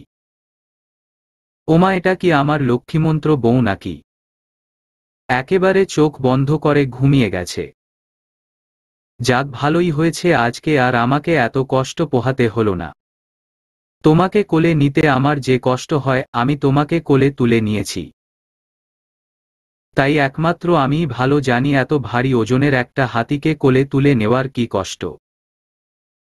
কি আমি হাতি, আমার ওজন বেশি? এমা, তুমি না ঘুমিয়ে গেছো, জেগে উঠলে কেমন করে? আমি ঘুমাইনি, সবেমাত্র চোখ বন্ধ করেছি। এখন চোখ বন্ধ করলেই কি সাথে সাথে ঘুম এসে যাবে? ও তাই বল। আর আমি তো ভাবলাম আমার বউটা ঘুমিয়ে গেছে, তাই মনের কথাগুলো খুলে বললাম। তাই না? তার মানে আমি ঘুমিয়ে গেলে আমার গোপনে এইসব কথা বলে বেড়াবেন? আমি হাতি, আমার ওজন বেশি। আপনি জানেন আমার ওজন কত? ওমা, জানবো না কেন? কমপক্ষে 55 তো হবে। কি? আমার ওজন 55 কেজি না, মাত্র 48 কেজি, আর তাতেই আপনি আমাকে হাতি বলে ফেললেন? এরে, এই মেয়ে তো দেখি কান্না করে দিচ্ছে। কান্না ছাড়া কি কিছুই পারো না? আমি জাস্ট মজা করলাম। এই মেয়ে তো মজাও বুঝে না। এ কেমন বউ জুটলো আমার কপালে। আচ্ছা আচ্ছা, কাঁদে না লক্ষ্মীটি, এখানে আসো। না। উফ, সারাক্ষণ শুধু না না, তোমার আশা লাগবে না, আমি আসছি। এই বলে আমাকে নিজের বুকে টেনে নিলেন। পাখির মতন একদম নড়াচড়া করবে না। লক্ষ্মী মেয়ের মতন আমার বুকে শুয়ে থাকো। মেঘ, হাত ব্যথা করছে এখনো? না। তাড়াতাড়ি সেরে যাবে, ঠিক আছে? চিন্তা করিও না। মেঘ, তোমাকে কিছু বলতে চাই। দেখ, আমি তোমার থেকে বয়সে বড়, তাই তোমার থেকে আমার বুঝো আর অভিজ্ঞতাটাও বেশি। সেই সময় তোমার হাতে সাগরের ছবিটা দেখে খুব রাগ উঠে গিয়েছিল আমার, তাই রেগে তোমাকে আঘাত করেছি। দেখ মেঘ, এখন থেকে তুমি আমার স্ত্রী। তাই আমার স্ত্রীর মনে অন্য পুরুষ থাকুক তা আমি চাই না। সাগরকে মন থেকে যত তাড়াতাড়ি মুছে ফেলতে পারবে ততই তোমার, আমার, আমাদের সবার জন্য মঙ্গল হবে। সেজন্য আমি তোমাকে পরিষ্কারভাবে জানিয়ে দিতে চাই, ওকে মন থেকে তাড়াতাড়ি মুছে ফেল। আর আরেকটা কথা, এই বিষয় নিয়ে আমি প্রথমে তোমার সাথে রাগ করে থাকতে চেয়েছিলাম, কিন্তু পরক্ষণেই নিজের মনকে বুঝালাম আমি যদি ছোট বাচ্চার মতন আচরণ করি তাহলে কেমন করে হবে। তাই নিজের রাগকে একপাশে ফেলে দিয়ে তোমার সাথে আগের মতন করে সবকিছু ঠিক করে নিয়েছি। আজকে আমাদের মধ্যে যা কিছু হয়েছে তা এখন তুমি মন থেকে মুছে ফেলবে, সাথে আমিও। যতই ঝগড়া মান অভিমান আমাদের মধ্যে হোক না কেন, রাতের বেলায় ঘুমানোর সময় আমাদের সব রাগ ঝগড়া ঝেড়ে ফেলে দিব একপাশে। ভোরের আলোতে যেমন সব অন্ধকার মুছে যায়, ঠিক তেমন করে আমরাও কালকের ভোরের আলোতে আমাদের সব রাগ অভিমান আক্রোশ ভুলে গিয়ে নতুনভাবে বাঁচব। তুমি আমি যদি রাগ মান অভিমান করে সারাক্ষণ বসে থাকি আর এই আশায় থাকি ও আমার রাগ ভাঙাবে, তাহলে দেখবে সে সম্পর্কে ফাটল তাড়াতাড়ি ধরবে। কারণ তখন একটাই কথা সামনে দাঁড়াবে, তখন তোমার উচিত ছিল আমার রাগ ভাঙানোর। কেন আমার রাগ ভাঙাওনি? এই বিষয় নিয়ে কথা কাটাকাটি আর সন্দেহের সৃষ্টি হবে। আর এজন্যই খুব ভালো সম্পর্কগুলোও তাড়াতাড়ি ভেঙে যায়। আর আমাদের সম্পর্কে তা হোক, আমি কিছুতেই সেটা চাই না। মানুষ যেহেতু, তাই এরকম ঝগড়াঝাটি রাগ অভিমান থাকবেই, স্বাভাবিক, তবে সেসব যাতে আমাদের সম্পর্কে প্রভাব না ফেলে সেদিকেও আমাদের খেয়াল রাখা দরকার। তাই কোন অঘটন ঘটার আগে নিজেদের মধ্যে সবকিছু স্বাভাবিক করে ফেলা উচিত। আমি কি বুঝাতে চেয়েছি তা বুঝেছ মেঘ? বুঝেছি। এই তো আমার লক্ষ্মী বউ, এই বলে আমার কপালে ভালোবাসার পরশ বুলিয়ে দিলেন। তোমার থেকে আমি ঠিক এই আশায় করি। আমাদের সম্পর্কটা যাতে সুস্থ আর স্বাভাবিক থাকে সে খেয়াল রাখবে, আর এত অভিমান নিয়ে বসে থাকবে না, ঠিক আছে? এখন লক্ষ্মী মেয়ের মতো ঘুমিয়ে যাও, সকালে তাড়াতাড়ি উঠা লাগবে। আসলেই উনি ঠিক বলেছেন, এত রাগ অভিমান আর আক্রোশ মনের ভিতর পুষে রাখলে সবকিছু অস্বাভাবিক হয়ে উঠবে। সম্পর্কটা টিকিয়ে রাখতে হলে এতটুকু স্যাক্রিফাইস করা উচিত। আর ভেবে কাজ নেই, ঘুমিয়ে যাই। হে আল্লাহ, উনি সকালে উঠে আমাকে ম্যাথ নিয়ে কিছু জিজ্ঞাসা না করলেই হয়। এই মেঘ। লক্ষ্মী বউ আমার, উঠো, সকাল হয়ে গেছে। এত তাড়াতাড়ি কেন? আরেকটু ঘুমায়। রাতে কি করেছ? কোন কথা শুনতে চাইনি, উঠো বলছি, এই কথা বলে আমাকে টেনে উঠালেন। আহোহারে, আমার এত সুন্দর ঘুমটাও কি উনার সহ্য হয় না? শেষ পর্যন্ত জোর করে আমাকে উঠিয়েই ছাড়ল। যাও, ফ্রেশ হয়ে নাস্তার টেবিলে আসো। হুররেউ। আচ্ছা। নাস্তার টেবিলে গিয়ে দেখি আমার শাশুড়িমাও ঘুম থেকে উঠে নাস্তা বানিয়ে টেবিলে সাজাচ্ছেন। আরে মেঘায়, আয় বসো। বল কি খাবি? আমি নিজ হাতে তোর পছন্দের সব খাবার বানিয়েছি। মা, ওর জন্য পছন্দের খাবার বানিয়েছ, ভালো কথা, কিন্তু ওকে বল তাড়াতাড়ি নাস্তা শেষ করতে। কেন রে, আস্তে ধীরে খাক না। মেয়েটা এইরকম কেন করছিস? করছি কারণ তোমার মেয়েটা পড়ালেখায় 1 নম্বর ফাঁকিবাজ। কালকে ম্যাথ দেখতে বলে গিয়েছিলাম। আমি জানি আপনার এই গুণধর মেয়ে বই একটু খুলেও দেখেনি। মেঘ, আমাদের কথা না শুনে তাড়াতাড়ি নাস্তা শেষ কর। শয়তানটার ম্যাথের কথা এখনো মনে আছে। মেঘ, তুই শেষ হয়েছে, টাইম ওভার। আর নাস্তা করা লাগবে না, যা খেয়েছ তাই যথেষ্ট। চল রুমে চল, তোমাকে আজকে ম্যাথ করাবো। আপনার না আজকে ভার্সিটি যেতে হবে? অনেক দেরি আছে আমার সেখানে যেতে। তোমাকে পড়িয়ে তারপর ভার্সিটিতে যাব। চল বলছি, এই বলে আমার হাত ধরে টেনে নিয়ে গেলেন রুমে। আর এইদিকে আমার ভয়ে গলা শুকিয়ে যাচ্ছে। ম্যাথে আমি একদম কাঁচা, কি করে যে এই শয়তান আর রাক্ষসটাকে ম্যাথ করে দিব তা বুঝতে পারছি না। আমাকে সারাদিন ম্যাথ বুঝালো ও স্যারের সব কথা আমার মাথার উপর দিয়ে চলে যায়। এখনকার মধ্যে বুঝিয়ে দেওয়া পড়া আর লেকচার আমি এখনই ভুলে যাই। ভয় লাগছে শেষে স্যার রেগে গিয়ে আমাকে আবার লাঠি দিয়ে না মারা শুরু করে দেয়। এইসব ভাবতেই অটোমেটিক আমার চোখ দিয়ে পানি পড়ছে।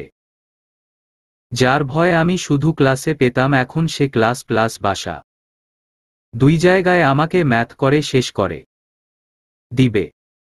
মেঘ, হেমা, কাঁদছ কেন? কি হয়েছে দেখি? আমার লক্ষ্মী বউটা কাঁদছে কেন? আমাকে বল কি হয়েছে। ও, বুঝেছি, এই জন্য কাঁদতে হয়। কাছে এসে আমার চোখের পানি মুছে দিলেন, আমাকে তার বুকে টেনে নিয়ে চুলে বিলি কেটে দিচ্ছেন আর বলছেন, মেঘ, ম্যাথকে এত ভয় পাও কেন বলতো? কিচ্ছু হবে না, দেখ, আমি জানি তুমি ম্যাথে দুর্বল, তার মানে এই নয় যে তোমাকে দিয়ে ম্যাথ হবে না। তুমি একটু চেষ্টা করবে, দেখবে ম্যাথ করতে কত সোজা লাগে। তখন দেখবে তুমি ম্যাথকে ভয় পাচ্ছ না, ম্যাথ তোমাকে উল্টো ভয় পাচ্ছে। আর আমি তো আছি। আমি থাকতে ম্যাথকে ভয় একদম পাবে না। তুমি যতক্ষণ না পর্যন্ত আমার পড়া বুঝতে পারছো, আমি ততক্ষণ পর্যন্ত তোমাকে ম্যাথ বুঝাতে থাকব। ম্যাথ না পারার জন্য তোমাকে কখনো বকবো না, কিন্তু ফাঁকিবাজি করলে বকা তো খেতে হবেই। তোমাকে সারাদিনও ম্যাথ বুঝাতে আমার একটু ক্লান্তি লাগবে না। নিজের আপনজনের জন্য করছি এইসব, তাই একটু কষ্ট করার দরকার হলে করে নিব। আমি আমার দিক দিয়ে চেষ্টা করব আর তুমি তোমার দিক দিয়ে। দেখবে ম্যাথ করার কৌশল তোমার মাথায় একটু একটু করে ঢুকছে। আর কাঁদে না লক্ষ্মীটি, আসো ম্যাথ করতে বসি। স্যারের কথা শুনে মনটা ভালো হয়ে গেল। তার কথা মতো পড়তে বসলাম। অনেকগুলো সূত্র দিয়ে আমাকে ম্যাথ বুঝালেন আর খাতায় করিয়ে দিলেন, কিন্তু ফাটাপোড়া কপাল সব আমার মাথার উপর দিয়ে চলে গেল। মেঘ, তোমার হাতটা দেখি। ব্যান্ডেজ খুলে আমার বাম হাতের ক্ষতটা দেখলেন। এই তো তাড়াতাড়ি শুকিয়ে যাচ্ছে। ড্রয়ার থেকে ফার্স্ট এড বক্স এনে নতুন করে আমার হাতে ব্যান্ডেজ করে দিলেন। মেঘ, তোমার হাতের ব্যান্ডেজ তো মায়ের চোখে পড়ার কথা। আমি কাপড় দিয়ে হাত ঢেকে রেখেছিলাম, তাই খেয়াল করেননি। ও আচ্ছা। মেঘ, তুমি আমার করিয়ে দেওয়া ম্যাথগুলো দেখতে থাক, আমি এখনই আসছি। আচ্ছা। কিছুক্ষণ পরে তিনি নাস্তা নিয়ে এলেন। কি ব্যাপার, ম্যাথগুলো দেখছো? দেখছি। এই তো লক্ষ্মী বউটা আমার। একটু চেষ্টা কর, দেখবে আস্তে আস্তে মাথায় ঢুকবে। না বুঝলে আমাকে বারবার জিজ্ঞাসা করবে, ঠিক আছে? আচ্ছা আচ্ছা, হা কর। সকালে তেমন কিছু খাওনি, এখন খেয়ে নাও। আপনি আমাকে দেন, আমি হাত দিয়ে খেয়ে নিব। দেখ, আমি যখন তোমাকে নিজ হাতে খাইয়ে দিতে চাইব তখন এই কথা আর বলবে না যে তুমি নিজ হাতে খেতে পারবে বা খেয়ে নিবে।